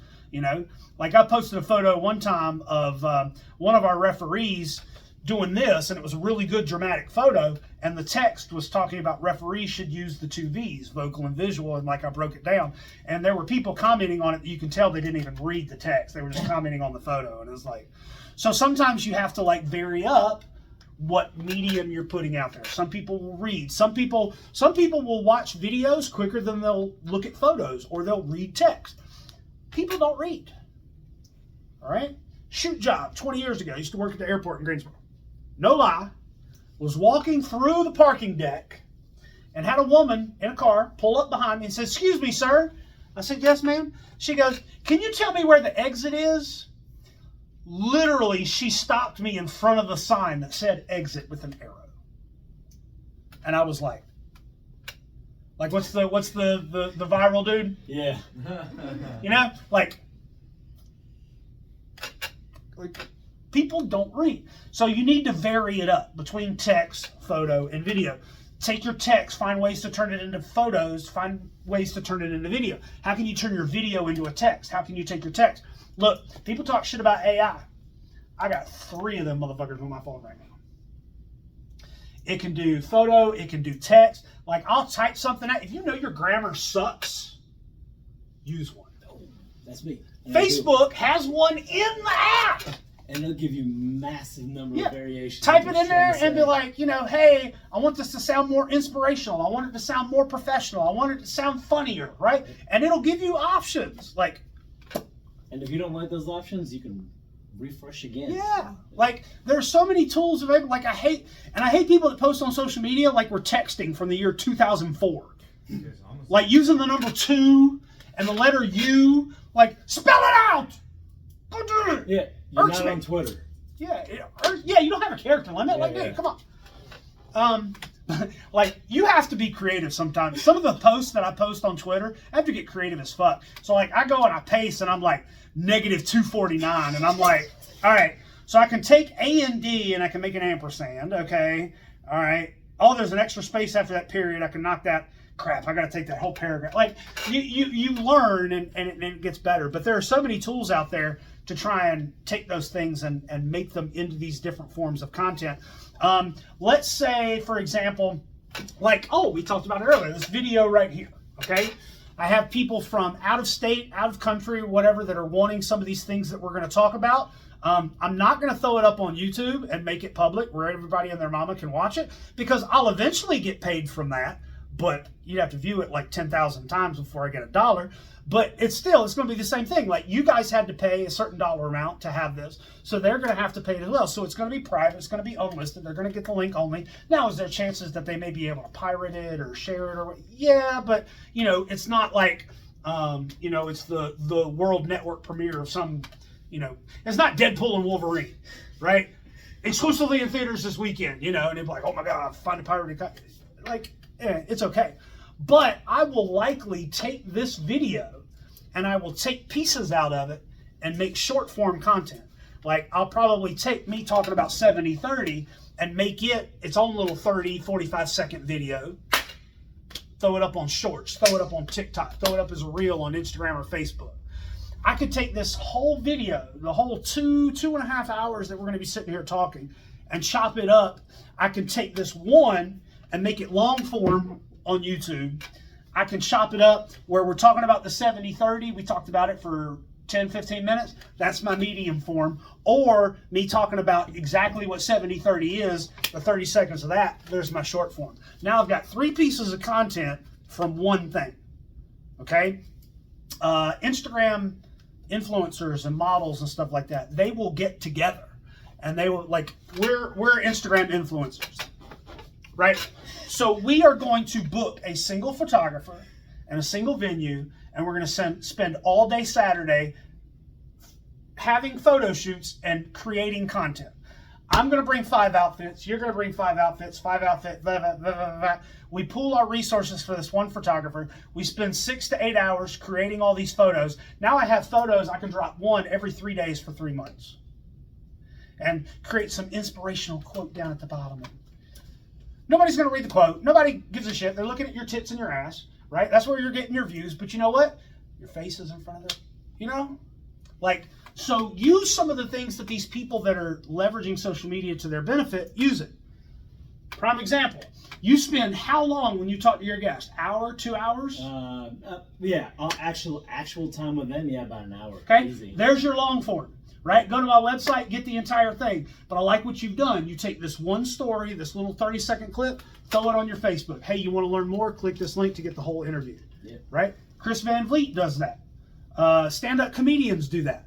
Like, not just pro wrestling. It works in so many other places, right? So take the long form, right? Take the snippets. You guys know what kayfabe commentaries are? They sit in a hotel room with somebody from the world of wrestling and they talk to them for 4 hours and they film it. Okay? But then they take clips and they put it and you can watch it for free on YouTube. But it's only like a minute or 2 at a time. Well, then you get some of these punk motherfuckers that buy the video and then basically rip it and put it on YouTube for free. So you can find it for free, but they sell it. You know, it's like $5-10 a month, and you can go on and you can watch all their past videos. You know, you got Jim Cornette and Magnum TA and Eric Bischoff and, you know, all that. Whatever. And then sometimes it's bullshit. It's like, who do you hate in this industry? You know, who's a piece of shit? You know, who's got a bigger dick? Like, whatever. They talk about some stupid shit, but there's also like some good nuggets in there about like how the business works and how they look at putting a show together, things of that nature. So, you know, they take the long form content, they chop it up in the medium and short form. Your short form is your free Netflix month. Hey, here's a taste. If you like that, come over here, right? I hate people that say if you're good at something, you should never do it for free. Well, one of my favorite quotes is from a millionaire stand-up comedian. He said, you'd be surprised the amount of stuff you have to do for free to be a millionaire. Living proof, so I'm going to follow that, right? But you don't give it away. You don't give everything away for free. You give them just enough to say, hey, I know what I'm talking about, or hey, I'm entertaining, or hey, this is cool. You go to Costco, and they got a lady there with cheese on a stick. You pick up a stick, you eat the cheese. Ooh, that's good cheese. Oh, what about the cheese? Like, $1 million companies give away their product for free all the time. They're not giving you everything. They're giving you just enough to be like, it's worth buying, right? And that's what you should be doing. This, right? This can easily be, this is my validation for why you should pay attention to this. My non-selling content is so fun, it's so entertaining, it's so cool that you'll want to come to this event and buy a ticket to watch me live, right? Never post your full match online. Just post a spot from it. Hey, if you want to see the whole thing, here's where you can go.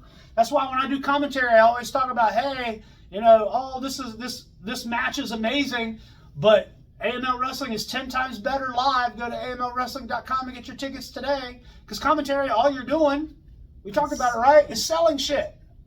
Selling the story, selling the product, selling the matches. Buy tickets. Buy now.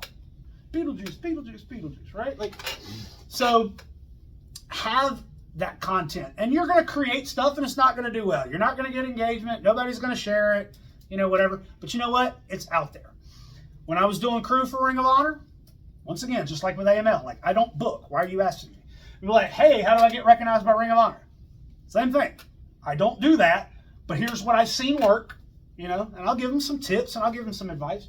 But I just do one time. He's like, I'm trying to take the next step in my career and I really think that I'm ready for Ring of Honor. What do you think I should do next? So the first thing I did is I went and I looked at his social media. He didn't post dick all about wrestling for 6 months. Oh. First of all, they don't even know you're a wrestler because you're not posting anything about wrestling. I get, again, not to brag, but I get like several friend requests a day from all walks of people. From porn bots to fucking Nigerian scams to wrestling fans to people in wrestling and everything in between. And I go and I look at your social media. Now, if I can tell that you're in the industry, add friend. Or if I know you, add friend. But if it's you posing with wrestlers in an obvious meet and greet setting, and your profile picture, I can tell you took it from your phone like this, so it's like right here, like, no. When they send you a friend request on Facebook, they're already following you. You don't have to accept their friend request. They're already seeing your shit. So if you don't, like, you know what I'm saying? So, but for Facebook, right, you would ask the question, professional page versus, friend page or whatever, or personal. Like, they made a change. Facebook used to have a hard 5,000 friend limit, but they made a change where now, like, you can follow personal pages. So a lot of the professional pages have converted. Like me, I had more friends on my personal page than I did my coach page. And so, like, I don't post as much on my coach page anymore. Everything goes on my personal because people can follow and I get paid based on my engagement and stuff on my personal page, where I used to have to do that on my professional page. So all my shit goes on my personal page now. But I don't really post a lot about my personal life. And I've even told my wife and kids, and sometimes this is an area of contention with my wife. Like, my kids don't give a shit because they're like, whatever. Hell, they have YouTube and TikTok and everything too. Yeah. But my wife, I'm like, there's a lot of perverts in wrestling. And she was like, well, I should be able to make that determination. If they send me a friend request and I don't know who they are, I'm not going to, and if they're creepy, I'm going to delete them, whatever. And I'm like, but I'd just rather not put you in. Well, it makes it look like you're trying to be single on Facebook. Well, no, I'm trying to prevent you from dealing with the perverts in the. So, like, we have that conversation quite a bit. So, like, hey, we're out date night. Like, we went to the movies or we went out to dinner or whatever, and I'll tag her. But her Facebook's, like, locked down. So, like, very little of her shit is public. So, like, if you go look at her page, like, you can see just a couple pictures of her and maybe some stuff she posts that's public for work. But other than that, you can't really see her stuff, so it's not that big of a deal. But some people are like, family's totally off limits and they don't post anything about their family, or like their John Thackenstaff in real life, but their wrestling page is Johnny Thunder, and it's like, I don't want people to know what my real name is. So, but then you have some people that take their personal page and they change it to their work name. Well, then it alienates your personal friends and family. So it just depends. See, me, I don't have that issue. My gimmick name and my shoot name are the exact same. Like, all I post about on social media is wrestling anyway. Like, every once in a while, you'll catch shit about IT, which is my shoot job. You'll catch shit about Marvel and DC, football, sports. What's that? It's part of the same. Yeah. Like, you'll get that every once in a while, but that's just to flesh me out as a person, so that's not all you see. But I understand what social media is for me, and that's what it is for me. Well, that's why I was asking, is because, like, so when I started getting into wrestling, I made an athlete page. Because at the time, like, I've been going for about 6 years. Mm-hmm. When I first got into it, all the big wrestlers, they had an athlete page. Mm-hmm. It was like, that was where they posted all their content. I made the athlete page, and it's linked to my personal, basically, where I can switch back and forth. Yeah. But the issue that I'm running into, which I'm glad now you can do it within a single app, and you don't have to have the manager suite or whatever. Well, that thing was crap. And see, the thing is that what I'm running into is that, so a lot of my friends, like, for example, Silver Fox. Okay, well, he has the Silver Fox page. Mm-hmm. That is like a regular friend profile that you add as a friend. Mm-hmm. See, like my athlete page, you just click the like or follow. You have to, yeah. So I'm wondering, would I be better off? Would it help me get more followers if I made another profile as CJ Evans, or do I just keep kind of like? Because what I'll do is if I add somebody on my personal page, it lets me send invites to CJ. And that can turn a lot of people off because they're like, oh God, I don't want to have to do that. Because of the changes Facebook has made, you know, me personally, I would suggest, since you've already got somewhat of a following built into your personal page, just talk to the people that are in your circle and just kind of say, hey, this is what I'm trying to do. Just change the name on your personal page to your work name and just go from there. Because like, I hate when promotions have a group and it's like they invite you to the group and it's like, no, first of all, I'm not going to go like your page, much less join a group, a private group to follow your shit. Like, no. Why would you shouldn't make people jump through. You should make it as easy as possible for people to find you and engage with you. That's why, like, I'll still post some stuff on my coach page, but it's only got like, I think maybe 1,500 followers or something like that or whatever. So, I mean, there's still, and it's probably the same people that are on my personal page, but I'll post it just because, like, sometimes when you go to tag me, maybe it brings up the page, maybe it brings up me, so. It's like I would be on the CJ page. Yeah. Like, to go, like, I would have to follow. So, for example, I'd have to follow you on my CJ page, and then go onto my CJ page and to comment on that as CJ. Mm-hmm. But then it's like if I'm scrolling on my personal page, it's like, well, shit, I want to comment that, but I want to comment in my characters. Like, switch to CJ, go back to you. Comment. Yeah, and it's just one of those that it's, and Meta has understood that, and that's why some of those tools now, they took away that management suite, and now you can do it all through the Facebook app. They still don't quite have it figured out because sometimes you'll go to comment and you want to comment as a page, but it puts the comment as your personal, and you're like, no, you got to go back and change, So it's not quite there, but it's better. And so I think that's probably going to be your best bet, because I don't like, and we've got a couple students here that have done it, and I just kind of roll my eyes, where they've got their personal page and then they create another personal page that's their work name, and they start friend requesting and asking to join the groups and stuff under the work name. It's like, just keep it under your personal one and just change the name. Like, I don't know.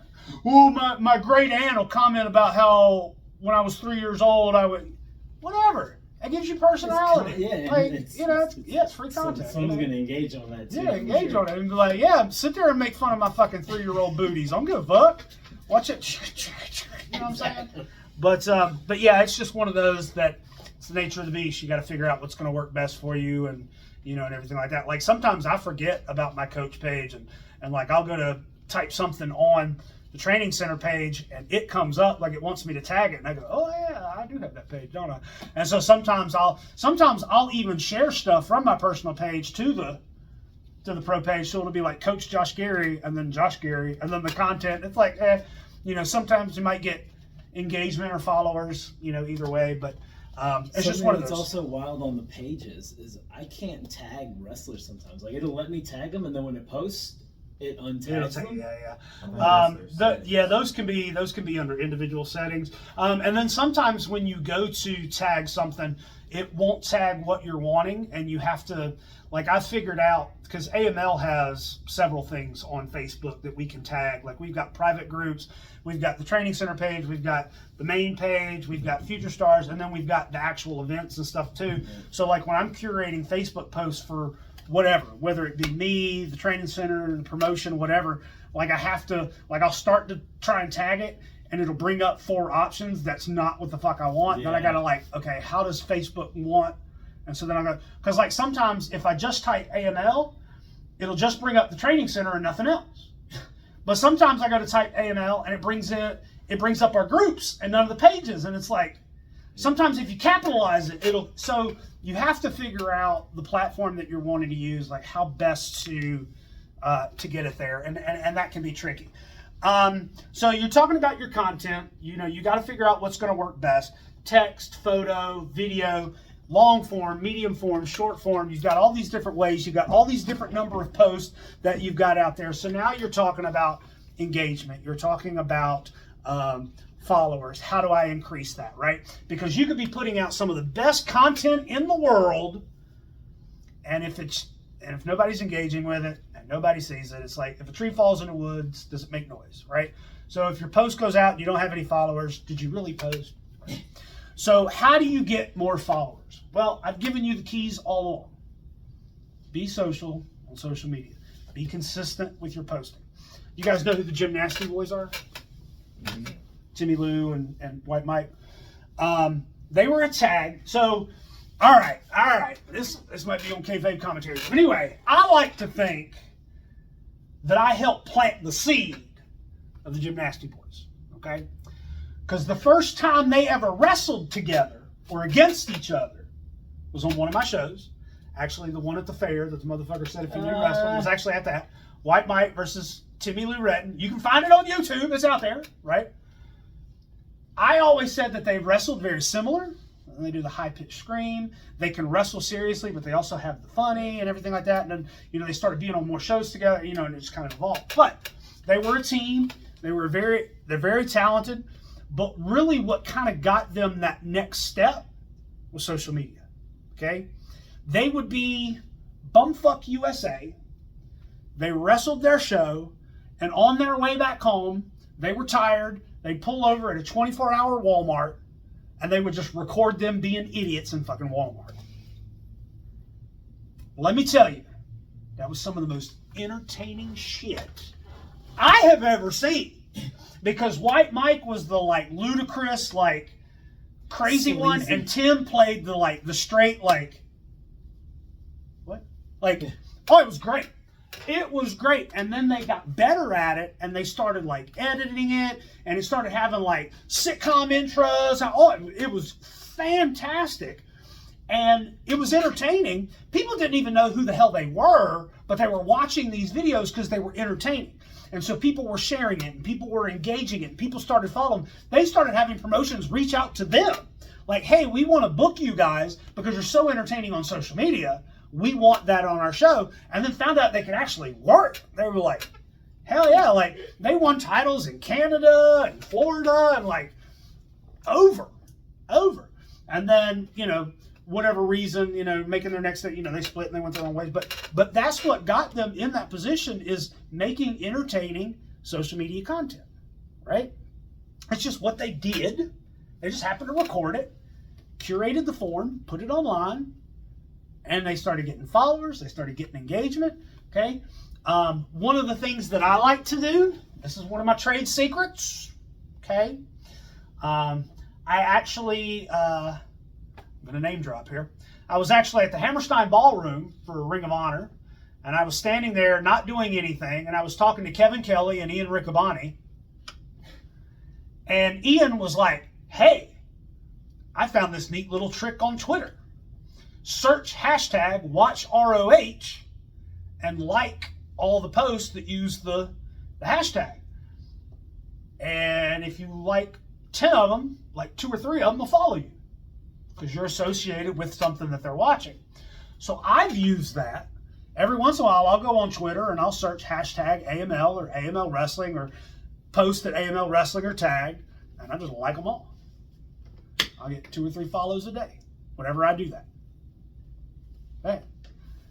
Success is a marathon, not a sprint. Okay. 2 or 3 followers a day. That's huge. Times 7 in a week. Right, 21, 4 weeks, 2, 4, 6, that's what, 84 a month? If you're consistent, right? Now, you're not going to be able to do it every day, right? Because you've got all these posts, all these channels, right?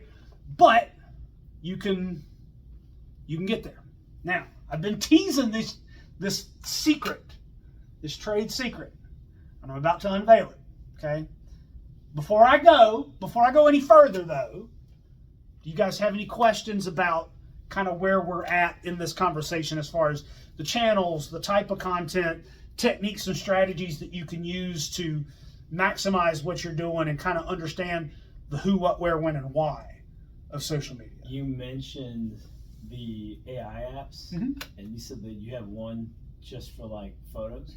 What AI apps are you using? So the ones that I use that I've gotten the most out of Microsoft Copilot. Yeah, Copilot's really good. amazing. Yeah. Really good. Most of my AI generated images are coming from that, like the goals balloon that I posted, the magician one that I posted, or whatever. Sometimes you have to fine tune the request.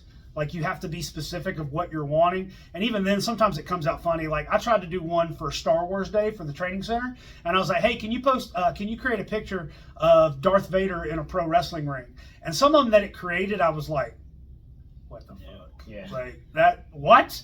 And then like people will have 7 fingers, Yeah. or like words will be misspelled, like weird, like in banners and stuff. It's weird. So you definitely have to watch what you're doing. Like I posted a pic, one of them, I think it might have been the magician one that I wanted. He was standing in the wrestling ring, but one of the ropes was like going through his body. Yeah. Like it's like weird. So you have to be careful. Do they make the post directly from there, or are you copying that and then making your own post? I just download the photo. Usually it's being accompanied by text. Yeah. So usually the picture is just to kind of get that initial Gotcha. stop, right? Because video is going to grab people's attention first, then photos, then text. So you want to try and vary it up. Oh, and before we go any further, did you know that about 25% of all videos are watched on mute? Oh, I'm one of those people. So if you have never put closed captioning on your videos, start. Here's the hard one. What if it's a platform that doesn't do automatic closed captioning? YouTube does great closed captioning. 99% of the time you have to go in there and edit it because it'll misspell shit. But if you do that, that also helps with your meta. And I don't mean Facebook meta, I'm talking about like the metadata in your YouTube video, because the words you say, it gets transcribed into a word and it'll actually help with your SEO. But closed captioning, make sure your closed captioning on your YouTubes are good, all right? But what about Instagram? What about TikTok that doesn't have closed captioning? Have you ever watched a reel on Instagram or Facebook or TikTok and noticed that it has captions and you didn't have to turn them on? Have you noticed the content that I put out about this workshop that has closed captioning and you didn't have to turn closed captioning on? Hey, guess what? Motherfucker scrolling through Facebook with that shit on mute still know what the fuck I'm talking about. So keep that in mind. You have to have content that is visually engaging and grabs them, right? I can't tell you, I hate myself sometimes because I'll scroll through TikTok and I'll end up watching a TikTok video that I have no interest in because the initial grabbed me and I got caught reading the captions. Ah, damn it! And it's the clickbait shit, right? Facebook reels are the worst for clickbait. The preview is this hot chick in a bikini, and then 5 seconds into the video, it clicks to this fat guy talking about politics. And I'm like, oh, you got me, you motherfucker, right? Like, so people leverage that, but a lot of the algorithm and the tools and everything like kind of discourage that, but you're still going to have that. Please do not go to the dark side and start doing that type of stuff. How do you caption your videos? So I had to figure that out. I was like, oh, I so want to do that, but outside of YouTube, I didn't know how. I'll go into Instagram. I'll upload it. Like I'm going to create an Instagram reel, and there's a closed caption button, and it'll do the closed captions for you. And then you can choose how the closed captions come across. Like if you look at my TikToks, it has the one where it's got like, it'll have a big word and then a little word, and they kind of fade out. But the ones where I'm doing commentary, and then the ones for the workshop, it's like it's there grayed out, but when the word says, it highlights in white. All those are from Instagram. And so what I'll do is I'll make sure that my closed captioning is good on Instagram, and then I'll download it but not post it. Because if you post it and then download it, you get the watermark. So if you post it on Instagram and then you download your reel from Instagram to post it on TikTok, you're going to have the Instagram handle and photo watermark on your TikTok and vice versa. The TikTok watermark will be in your Instagram reel. So if you're on Instagram and you see a reel that has the TikTok photo, that's what they've done. They've downloaded the TikTok off of the TikTok app and just uploaded it straight to Instagram, which is, it works, but like, it's best to not.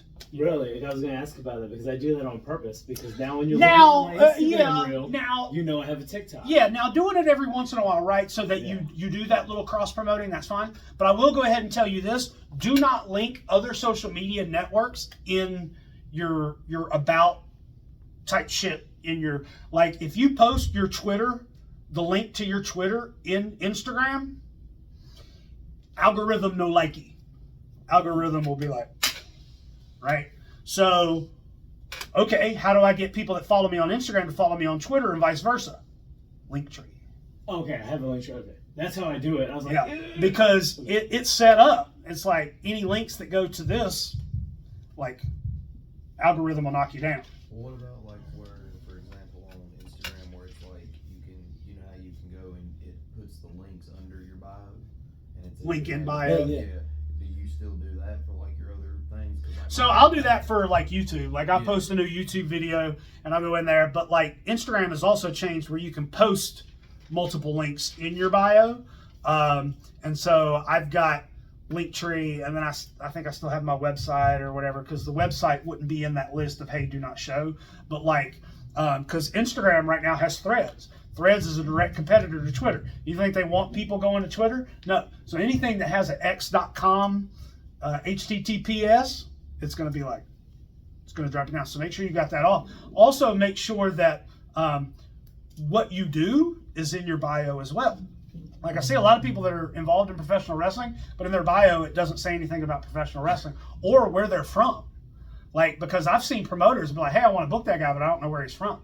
And if he's from fucking California, I'm not flying him here. He's not worth it, right? Also on Twitter, did you know that by default, people can't send you a DM unless you're following each other? I hate that. But you can go into settings and say you can receive DMs from anybody. So go ahead and turn that shit on. Todd Sinclair with Ring of Honor said that at a camp one time because he tried to book referees one time for Future of Honor. Couldn't DM them because their Twitter was blocked like that. He's not following them. He's not going to follow them just to send them a DM. And how does he know they're not following? So he just moved on to the next. So make it as easy as possible for your friends, your family, your changed coworkers. that if you had known, like when they did the verifying, people who had their DMs open, now it's like, oh, you can't message them unless you're verified. Yeah. So you got to turn that off again now too. Yeah. That- So you that just really gotta. screwed up There's a lot lot of of little things like that people have that they're not aware of. But yeah, you definitely want to, and there's ways people get around it. Like they'll put like the little chick, and then their Twitter handle. So people, okay, that's the Twitter. Like they'll do that. Like I had that at one point. Like I get it, and I had like the little mail envelope for email. And I'd have my email out. But that also makes it visually appealing as well. People look at it and think, oh, okay, that makes sense. But yeah, if you're doing that for that purpose, that's fine. Now, there are some people that will say, don't cross-post. Like you have some apps, like you can post, Facebook and Instagram, because they're basically the same company, you can interpost pretty easily. But some of them that like go from Twitter to Facebook or vice versa, like it's easier just to create a new post and put the shit in yourself instead of trying to cross post, because sometimes depending on if they're looking at it on a desktop or if they're looking on it on mobile, and then which version, sometimes it's not going to show right. It's just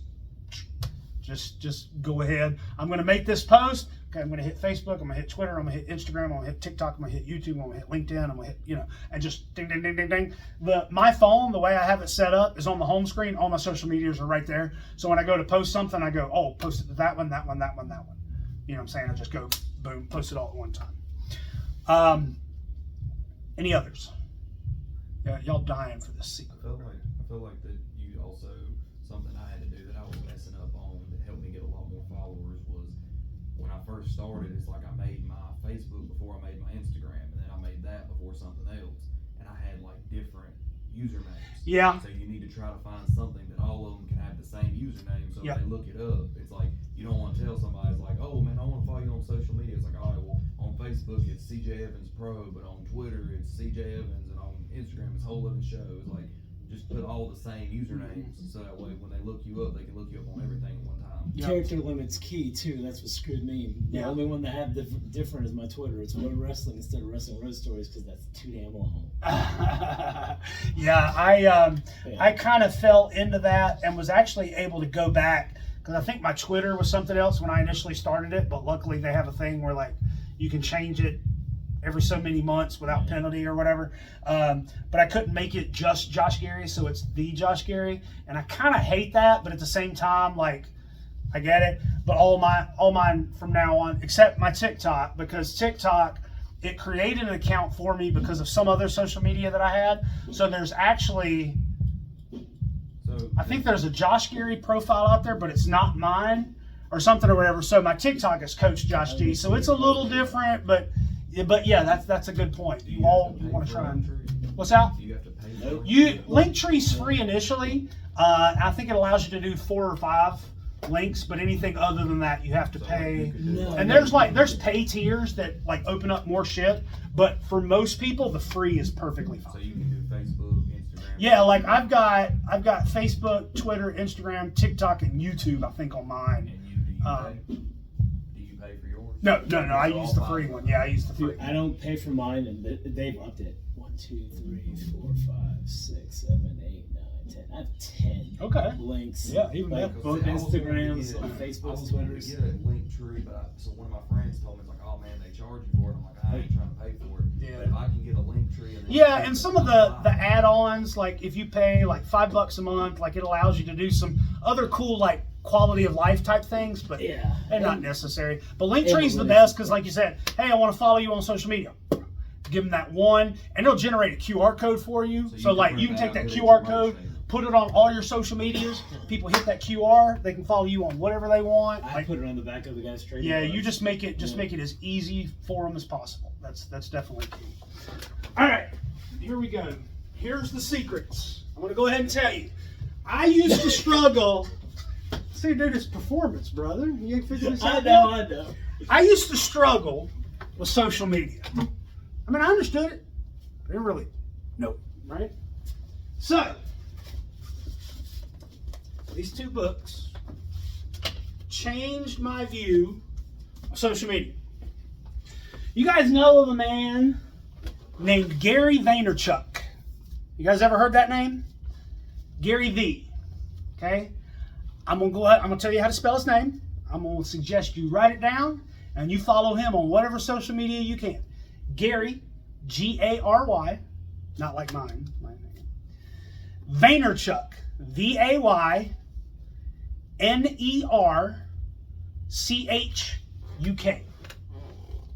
Gerry Vaynerchuk.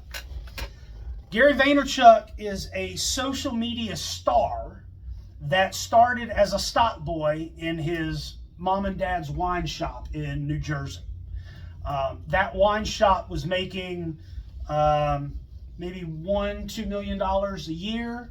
By leveraging social media, he turned them into a $60 million a year business, has leveraged that to create Vayner Media, which is a multi-billion-dollar media and production company that has offices in New York. He regularly has podcasts and meetings with John Taffer, Future, all celebrity, Snoop Dogg. Like, it's crazy. He's on every social media you can think of. He puts out long form, medium, and short form content. He posts motivational stuff. He posts tips and tricks and how to leverage. A lot of the like, oh man, I don't have the money, and I call bullshit and tell you why that's not an excuse, came from Gerry Vaynerchuk. He's like, dude, he's a yard sale flipper. Like, that's one of his like hobbies, and he easily makes a couple $1,000s a month doing it. And he doesn't do it because he has to, because he's a millionaire. He does it because he likes it. But he teaches you. He's like, hey, here's how you make an extra $500. You know, he's like, oh, this is one of my favorite videos. You go and you find it, you know, tag me, tell Gerry that I sent you, whatever. But he's like, bullshit, I'll tell you how to make an extra $50 right now. Take this chair, go home, post a picture on Facebook Marketplace, sell it. $50. You know, there's a thing called Craigslist, Facebook Marketplace, and they have sections where people are just giving shit away for free. Hey, I'll take it. Go get it. Post it for profit on that same fucking thing. Hey, I'm giving away this coffee table. Cool, I'll come get it. Turn around, take a picture, flip it for 30. Dude, it's insane. It's like, it's so simple, but like, oh my gosh. It's great. It's great. He's very vulgar, kind of like how I've been for the past couple. He drops the F-bomb. He uses the F-bomb a little bit more liquid than I do. But he's very entertaining. He's very animated. He's very passionate, right? He will give you a lot of information about social media, the hustle mindset, anything to be successful. One of my favorite quotes about motivation is they say, motivation's a lot like bathing. Neither lasts. That's why we recommend it daily, right? Get your daily dose from Gerry V. He's got podcasts and Spotify, and you can catch him wherever is most convenient for you, and whatever. You only have 30 seconds, but catch a 30-second bit. He's given somebody a motivational speech on how they can do something, whatever. He's also the reason why probably some of our students don't like me, because there aren't many excuses that fly with me, because there is somebody on this planet that has overcome that excuse and become successful. So you can't use it as an excuse. Oh, I don't have enough time in the day. My schedule's too full. Okay, how many hours of sleep do you get a night? 8. Sleep 7. Boom, I found you an hour.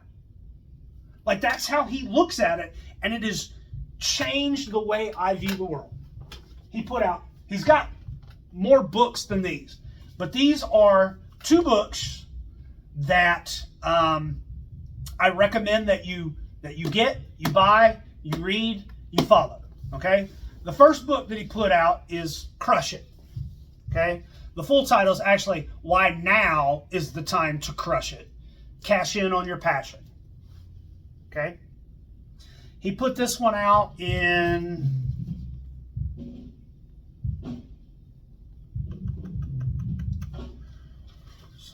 mid to late 2000, might even been around 2010. So some of these books by chance? What's that? Have they audioed these books by chance? Probably.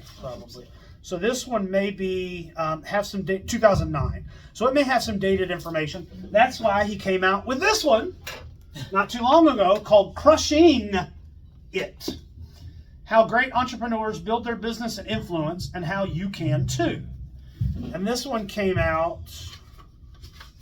within the last 10 years. This was 2018. So again, might be some dated information, but the information is there. He talks about a lot of the things that we talked about here, but how you look at your schedule to how to make what you want to do work, right? Like, a lot of what it boils down to is you work a 9 to 5, you come home, you eat dinner, from 6 to 9, you do this. You message promotions, you edit video, you create photo content, you create video content, you post it, you engage, okay? You go to bed, you get up the next morning, you repeat. Weekends, you spend 10 hours a day doing this, Saturday and Sunday. Well, you say you're booked, okay? We all know they ask you to be there way before you actually need to be there. So what do you do until you actually need to do something? You drink a bang and you talk shit in the locker room and you're bored out of your skull. Or on the car ride there, because sometimes if you're going out of state and stuff, I mean, you ain't doing nothing but sitting in the car the whole time. Taking a shit, running on the treadmill, riding in the back seat to a show, right? Like, all fine. That's your time. Oh, I don't have time. There it is. And that's what he talks about. One of my favorite things that he says, find a job that pays you the most to do the least, so you can do some of your hustle stuff during your shoot job. I don't know if I should say this because it's being recorded, but I do that, right? I work 8 hours a day, but I'm not literally engaged in my job 8 hours, right? So I got 15, 20 minutes here and there where, like, I'm waiting for a program to load, or I'm waiting for something to buffer. Facebook with a cause, Twitter with a cause, Instagram with a cause, right? I'm not idle. People are like, man, coach, you're just always go, go, go, go, go, man. Like, how do you get so much done? We all got the same 24 hours. It's what you do with them that matters. I have found, like, over the last 9 years, I've found how to cram things into 15, 5, 10-minute pockets that for like 10 hours a day, I'm go, go, go. I've actually found time to start playing video games again. Holy fuck. Oh, it's great. It's great. I'm like, oh, I haven't been able to do this in years, right? Could I be doing more of this? Yeah. but I put so much in the front load the day that I can kind of decompress at the end of the day, and I sleep better at night too. Like, but who says you have to stop at 9? Go to 10, go to 11. Depends on what time you got to get up, right? You trying to do the gym too? Okay. Go to the gym from 6 to 8, and then do this from 9 to 12. And then when you're on cardio, posting That's usually that's how I start these seminars, right? Did you post on social media that you were here today? Fuck no. I think I shared it out. Right. So here's the thing, right? It's perception. Check into the training center, say that you're attending the class, tag me, tag the event, tag whatever. Now here's the great thing, right? I like it because now your followers see my name. The training center likes it because your followers see the training center. Myself, Brian, Tracy, everybody involved in AML like it because you know it's an event that AML's doing. But here's the thing, man, CJ guy, man, like I want to book him, but I'm just not too sure. Damn, that dude went to AML's workshop today. That dude wants it. Hey, bro, what are you doing on whatever day? Right? It shows that you're trying to get better. It shows that you're out there making those network connections, right? So not only is it helping the people that you're tagging, but it's also bringing up the perception that you're doing something, right? And then who's to say you have to post it right then and there, right? Like we used to have a group. Okay, we used to have private lessons in here for a group called Blow. I don't know if you know who that is. It's Beautiful Ladies of Oiled Wrestling. Yeah. And because it's very sexualized, we kind of tried to like keep it on the down low that we were doing it, just simply because AML's family friendly or whatever. Yeah. And one of the girls that wrestles for them, she's very outgoing, very extroverted, very social media savvy, and she'll post that she's at a bar or she's working at this location, and she posts provocative photos or whatever, but she doesn't post it while she's there. She posts it as she's leaving. So like the pervert's trying to come and like see her while she's already gone. And I'm like, Brilliant. blew my fucking mind. So you don't have to do it while you're here. Like the selfie, I'm not gonna post that until we're done. And it'll be more of like a thank you for everybody that came, tag the training center, tag the thing, whatever like that. And then here's the thing too. You guys follow me. If you don't, please do. But then now you guys share it. So then now in professional wrestling, it's called the rub. So now you're like, oh, you know Coach Josh Gerry? He's always cool, been cool to me. I think he's pretty cool. So now by proxy, you are too, right? Is that going to happen for everybody? No, but it's a lot better than if you didn't do it at all. So again, it's just, you know, like Devin, you post consistently. We just got to get better about what you post, right? Because some of the things you post, you're like, nobody gives a fuck. I'm just playing. But like you having it being more targeted, you know what I'm saying, for like what you're trying to do. But you've got the consistency part down. I talk about taking your long form and turning it into short term. I like it, and I like how you're also like trying to, you know, you balance between the brand and the person, and you try to, you know, you're trying to spread it out there and get that out there, and then how you spread into like the merch stuff that you do or whatever. That's just putting your fingers in more places, right? So like those things are great. You gotta be able to take all that stuff, and it's just consistency. Just get it down and get it going. I got 1 year left of college, and I'm converting all of that time. Yeah. It's on. But it can be a lot, and you've got to you know, you've got to keep it going. So one more time, what time is it? It is 3:33. Okay, all right. So here's my last piece. Okay, this is a Gerry Vaynerchuk special, and this is going to teach you how to Facebook, Instagram, Twitter with purpose. It's going to increase your engagement, and it's going to increase your followers, all on with one technique. Okay, it's called the $80 method. 1.80. The $80 method. Okay, so what you do is you go on Instagram. Now you can. This is how Gerry Vaynerchuk portrays it, and I'm then going to tell you how you can do it for professional wrestling. So he's like, here's my $80 method. Now this is kind of dated because Instagram's changed a little bit, but the idea works. He says, go on Instagram, search for the hashtag that's related to your area of business. So for us, we'll say hashtag pro wrestling, okay? So go search Instagram for hashtag pro wrestling. Then Instagram used to give you most popular and then most recent for those hashtags. He said, go to the top 9 most popular and comment on them. Yeah. Okay? All right? Then you search for another hashtag wrestling. Top 9 posts, put a comment. Okay? Next hashtag, professional wrestling. Top 9 posts, comment. Find 9 hashtags. Do you see why we call it the $1.80 method now? You're putting your 2 cents on 9 posts on 9 hashtags. That equals to $1.80. You're putting in your 2 cents on the top 9 posts of 9 hashtags that have to do with your industry. Now, obviously, you have to come up with what are those 9 hashtags, because that can get tough, right? Because, okay, wrestling, pro wrestling, professional wrestling, wrestling coach, wrestling training. For me, I always put women's wrestling. There you go. There you go. Right? So figure out what those 9 are, and then, give your 2 cents on the top 9. Well, if you've already done the top 9, what you'll find is that the top 9, like some of them are for like 3 years ago. So switch over to the recents.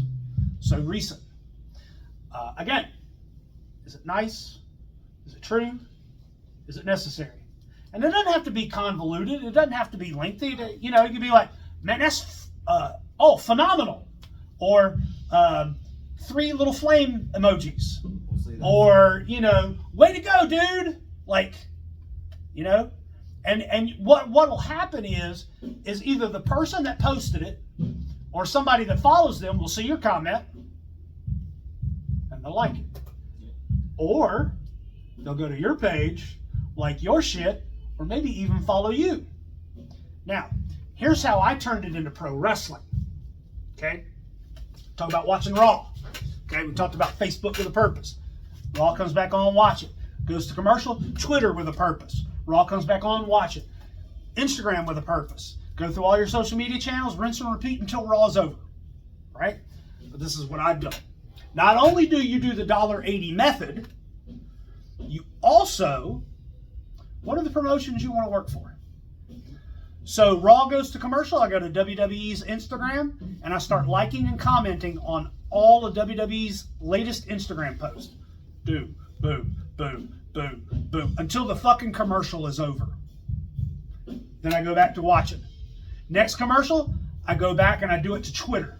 WWE's tweets. Like, comment, retweet, repost, reply, whatever. Comes back on, keep watching, goes back to next commercial, goes to Facebook. Same thing. Bing, bing, bing, bing, bing, bing, bing. Now, next commercial comes up. I go back to Instagram, go to AEW. All of AEW's posts, like, comment, boom, boom, boom. Comes back on, I watch it. Next commercial, AEW's Twitter. Bam, bam, bam, bam, bam, bam. Because who also is commenting and interacting with those promotions' social medias? Everybody. Wrestling fans. Who are what? Potentially your fans. This works for wrestlers, promotions, referees, no matter what. Okay? Instagram, Twitter, Facebook for WWE. Instagram, Twitter, Facebook for AEW. Instagram, Twitter, Facebook, TNA. Instagram, Twitter, Facebook, Ring of Honor. Instagram, Twitter, Facebook, AAA. Instagram, Twitter, Facebook, New Japan. And then when you start throwing in the local independents, it starts having more weight. Now, can you imagine if, just as an example, AML Wrestling, if you did that every night to AML and WrestleCade posts, so not only are they getting the bump in engagement, their posts are starting to be seen longer and more often by more people that would engage and maybe buy tickets, but also the people that run those pages are starting to see your name and that you're doing that. Right. Well, I know for a fact what you're saying is true, because there was a page that I followed that it just popped up on my Instagram as how it'll pop up those suggested for you thing, and it was something like Pro Wrestling Foot Stomp or something. and it was a clip of two guys on the indies that I like to watch, and I just commented on it. I was like, oh man, I love the neck breaker, and then like 2 or 3 minutes later, it's like I got a follow from that page to my page just because I commented on their post, and I didn't even know who they were. Look! He doing the work for me. Look, I told you how to do it. And he's like, damn, this shit worked because it did it. Yeah. I'm telling you, it works. Now, are you going to get 100 followers that night? No. But 2 or 3. If you get 2 or 3. If you do that every night, or take an hour on your lunch break as you're eating your fucking burrito, do that. Right? Now, eventually, you're going to get to the point where you're like WWE posts like 30 times a day on all their social media channels, right? So it's hard to like keep up with everything they do. AEW is kind of the same way, but like your other like AML WrestleCade, every 3 days, I'll go onto AML and be like, okay, what's the last post that I liked? Okay, so then now I'll go chronologically now from the oldest all the way up to the newest, and then I go over to WrestleCade and I do the same thing. And then 3 days later, I'll go back and be like, okay, they haven't posted anything since my last like. Cool. Go to WrestleCade. Oh, they posted 2. Dick, dick. You know? Sometimes I'll go a week and I'm like, oh, crap, I forgot. And I'll hop on there. Right? But the fans of those pages, the pages themselves, right? Sometimes there may be somebody that's a fan of yours that didn't know you were on Instagram until you commented on WrestleCade's Ric Flair post. Like, holy crap, I didn't know Wrestling Road Stories had an Instagram. Boom! Right? It's all about keeping your name and your face right there in front of the people. Being engaging, commenting, liking, sharing, all that stuff. It's a marathon. You're not going to get 100 like in and out. But 1 to 3 every day. Let's do some math. 1 to 3 every day over 30 days. That's 100 a month. If you do it every day, every week, every month, by the end of the year, how many followers you got? Almost 1,200. Just by doing that. That's not counting the ones that are going to find you because of stuff you're tagged in and all that other stuff. Okay? But you got to be consistent with it. You got to be consistent. And here, I'm going to make it a little bit easier for the video watchers here, so we can talk about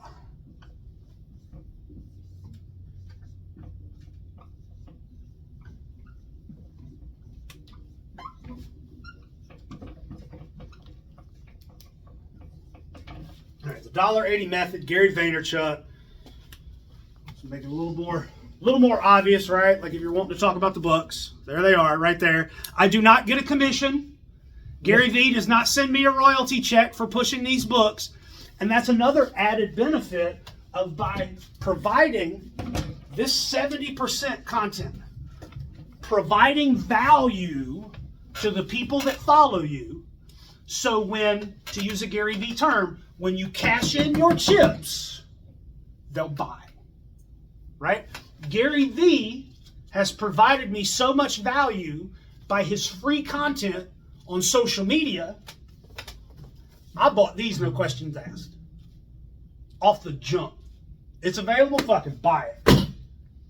Kind of expensive, but it was worth it to me because he provided me so much free content and value online. I had no problem that this was going to be worth it. Right? If I never posted on social media beneficial things to the professional wrestling industry, or how to help your own social media, or how to help yourself stand out at the merch table, or in the main event, or the curtain jerk of a pro wrestling match, would you have spent the money to come here and watch this, or to get this video to learn these things? No. Here's my Netflix free month. They do the same thing in video games. Call of Duty's on Game Pass. You can get it day one it comes out and buy it, but then you're going to turn around, they're going to like put out the battle pass and say, oh, well, if you pay this $30, then you get all these 100 things in the battle pass, but you're thinking, well, I didn't have to buy the game, so really I'm only spending $30. So I told you that I've been able to play video games. I've loved the Elder Scrolls series forever, and I've played them all. And I wanted to play Elder Scrolls Online, but I just knew I didn't have the time sink for an MMO. and now I do, and I've been playing it on Xbox, and I've been loving the hell out of it, and it's free. I mean, I had to buy the software. I got it Five Below for $5, installed it or whatever, and it's free to play, but I'm having a hell of a time with my inventory because all the crafting materials are taking up inventory space. But if you subscribe to ESO Plus for $14.99 a month, you get this bag that holds all of your crafting materials so it doesn't take up slots in your inventory. And it's such a pain. I'm thinking about shelling out the $15 a month for it. Like, that's how they do it. They'll do maybe the games free to play. Like DC Universe Online. I played that for a while. It's free to play. And all the cool content you can do once a day. Unless you're a subscriber and you can do it unlimited times a day. Well, you got drop rates and all that. So you play it that one day, you don't get what you want. Well, you got to wait another day. Or I can pay $15 a month. I can play it like 10 times and what, like, and you know, cap your money. Yeah. So like it's a business model. And so you have to understand that and be able to use that and be able to, how do we figure out to use it in our line of work, right? Our industry. So, I know this is a lot of information. I do have it recorded. It looks like it's stayed recording. It hasn't turned off. My timer hasn't gone off. My screen hasn't gone off. So I'm probably going to take this and I'm probably going to upload it to YouTube. So it's private link. If you guys want that link, I'm probably going to make it available for like the next 30 days. I'm not going to keep it forever, which, by the way, that's another term for your content. You've got content and then you've got evergreen content. So you want to be careful with like your dates and stuff. Like I do the preview videos for AML Wrestling. Hey, our next event, this is the matchup. Here's why they're having the matchup, et cetera, et cetera. It's a quick little 4 or 5 minute video to get everybody caught up. That is not evergreen content, meaning that once that event is coming on, the value of that content is pretty much done, right? But evergreen content means that it can provide somebody value 5 years from now. Like a lot of my coach tips and trick videos on YouTube are evergreen content because it's like that advice is never going to go bad, right? I will probably, because we talked about earlier, my first ones are, I'm probably going to go back and re-record them with my current lighting setup and the editing and graphics and thumbnails and everything to like renew it. But the content itself is just not going to die. So it's considered evergreen content. So kind of think about that as well when you are creating your content, because a promo that you're going to do for a show this weekend is going to be useless in 3 months. Unless it's like, it was just straight fucking fire. Yeah, it was the Dusty Rhodes Hard Times promo that they're still talking about 40 years later, right? But, you know, a lot of it's not going to be that way. Like a lot of video game reviews and gameplay guides and things like that, within a month they're outdated, right? You got to make a new one, which is fine because then now you just make more content, you know. But you have to be aware of those terms as well. Don't think that every piece of content you're going to put out is going to live forever. You can make a piece of content that you think is going to go viral and it won't. I posted something one day and I was like, I just thought it was really cool and I posted it and that shit got like 200 and something shares, like 700 comments. I don't even remember how many reactions. And it was like a meme-ified picture of, it was actually a Firestar event. And they had, Kozone had rented my ring, the one that's actually sitting out here right now, and I had it dressed and everything, and I took a photo right as doors open, so there's like maybe 10 people in the chairs, and I put the meme text, and it was like, if I have to explain it, you wouldn't understand. And it went fucking viral, like, people were sharing it like hell, and I was like, oh, hell yeah. And then I posted some, you know, something similar about, you know, making sure that you share the flyer, and like, 2 shares, and I was just like, so it's weird. So sometimes stuff will go viral and sometimes it won't, but don't drive yourself and be like, oh, this is going to go viral. Because you never know what's going to... A girl in Texas saying Haktua went fucking viral. Right? Never in my life would I thought that would have happened. But it did. Yeah. So you never know what's going to happen. And when it does, be like, hell yeah, take advantage of it. You know, because it, you know, it ultimately doesn't last. So...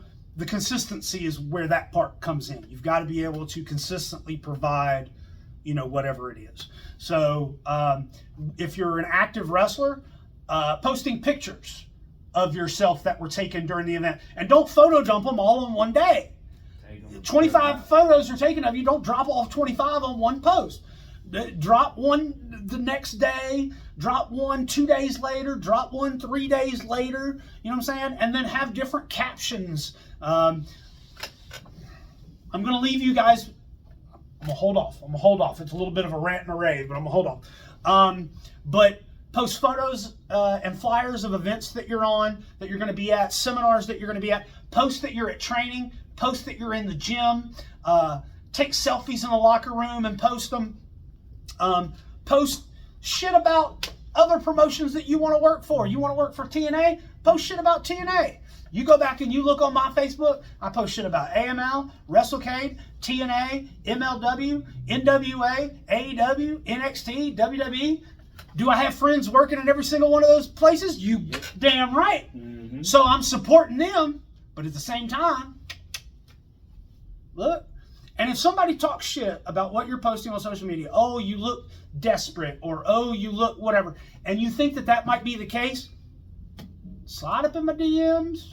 Of course, I don't think that's how you use that, but like send me a message and just kind of say, hey, this is what somebody said to me. What do you think? And I'll be straight up with you. Here's the thing about me. If your shit is shit, I will tell you, but I will tell you how to make your shit better. Some people will just tell you it's shit and walk off. I'll tell you it's shit, but I'll tell you how to make it better.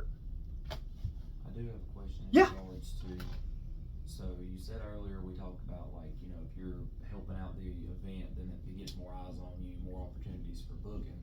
One thing that I'm wondering is, so like I reached out, I got a graphic made for like my wrestling resume, you know, it's got like my information, where I'm from, how many years, yada yada, so on and so forth. It's got a professional picture on there. And when I email promoters or DM promoters about it, I send them that picture, I attach a link, usually I do a heel match and a face match, and then basically send that to them with, you know, what, and then tell them like, if you get any more information, you know, I have links to my Instagram, my Facebook, whatever. Yeah.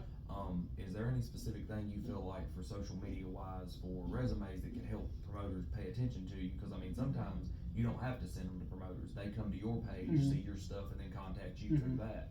What would you say social media wise would be something that maybe I can do to make it easier for them, or maybe something that I'm not doing that I should be doing? Post those graphics and say, hey, this is the easiest way to get in contact with me. You know, let people know. Some people have a love-hate relationship with the now accepting bookings. Of course you're accepting bookings. You're actively wrestling. Of course you're accepting bookings, right? So find a different way to say it, but post that graphic so that people are aware of what you do. Like, I know people that follow me that have no idea I do commentary. I did it for 6 years and they had no idea, but whatever. Like, so that's why, like, lately some of my content has been some of the commentary I've done, and I'm posting that out there just to remind people, like, I do commentary. You know, I've got like some stuff of me reffing, which I don't take a lot of ref bookings because I'm 6'2", and not a lot of indie wrestlers are above 6 foot. But so like I don't make that wide known, but like it's out there. Like there's a picture of me reffing a Sammy Guevara and cheeseburger match. Like, you know, I've done it. I've reffed Brian Cage. Like it's there, you know. And sometimes I forget to post that stuff because I'm so busy trying to do other things, and so that's a part of that, like trying to sprinkle it out. And don't try. You got to be careful here. Yeah. That's kind of the thing. I didn't want to like annoy people or oversaturate it. I just want to make sure that what I'm sending, because I mean the graphics I get made, I mean they're good grade graphics. Yeah. They have professional pictures on them. It's got my, you know, big promotions that I've worked for or currently working for. And Yeah. like, oh, I'm licensed here, you know, that way I'm trying to answer all the questions in one picture that they would normally ask, but I don't want to, like, at the same time, like, send it to them and be like, what the fuck is this? I don't care about this, you know what I'm saying? Well, I mean, yeah, you also need to send a lot of times when you message a promotion, you don't want to be business first, you know, just kind of reach out to them, and please don't start the message off with, hey, what's up? Oh, not much, you? Hanging out with my family, what can I do for you? Oh, I was talking about, you know, getting booked at AML. Well, you just wasted 10 minutes of my fucking life. If you'd have just sent me that in your original message, I could have told you I'm not the person to talk to. But just start that message and be like, you know, hey, this is my name, and, you know, I saw that you do things with this promotion and everything like that. And it looks like a place that, you know, I don't know, right up my alley. Or you always have to remember that promotions are going to look at you as an outsider coming to them. So you have to definitely make your presentation that it's going to benefit them. It's not about me, even though it is. You have to make it about them. Even drop hints in your message that you are aware of their product, you know who their current champion is, even mention a previous event that you really liked or whatever. So now it's like it's about them, you know what I'm saying? And then do the graphic. You know what I'm saying? Like, make that introduction. I tell people all the time, people that want to get booked at AML, the easiest way to get booked at AML is to come help out, walk up to Brian Hawks and say, hi, my name is. He has never booked somebody sight unseen. Except one. And it's because of me. So it's kind of a spoiler for next weekend. So but it's somebody that's going to be wrestling next weekend, but it's something we've been working on for months, and he's never seen her other than an Instagram post. He's never seen her before, but booked her because I was like, she would fit. Damn, I just give it away. Anyway, but like, you know what I'm saying? He doesn't do that. Like, you have to build that personal, and some people are like that and some people are not. A fancy graphic may be enough for Jim Bob down the street to be like, hell yeah, this dude's professional, let's book him. As long as he's not over $50, you know, so everybody's different. So also don't be upset if they leave you on red, because maybe Facebook Messenger isn't their preferred method of communication. Maybe they prefer Instagram DMs. Maybe they're old school and you got to fucking call them. You know what I'm saying? Like, everybody communicates a different way and everybody's different. So when you put that out there, say, hey, this is the best way to contact me.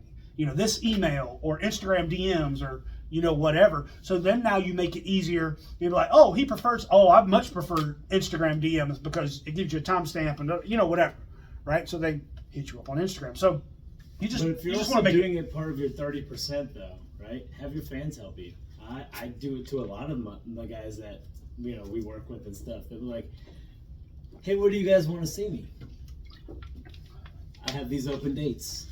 And then, right? Yeah. Yeah. Be careful with that. The posts that I can't stand are, hey, where do you want to see me next? Tag the promotions below. Don't say that part. Don't Yeah. do that. Because the only thing you're doing is pissing off the promotions that get tagged. Yeah. And the promotions will be like, that's who not to book.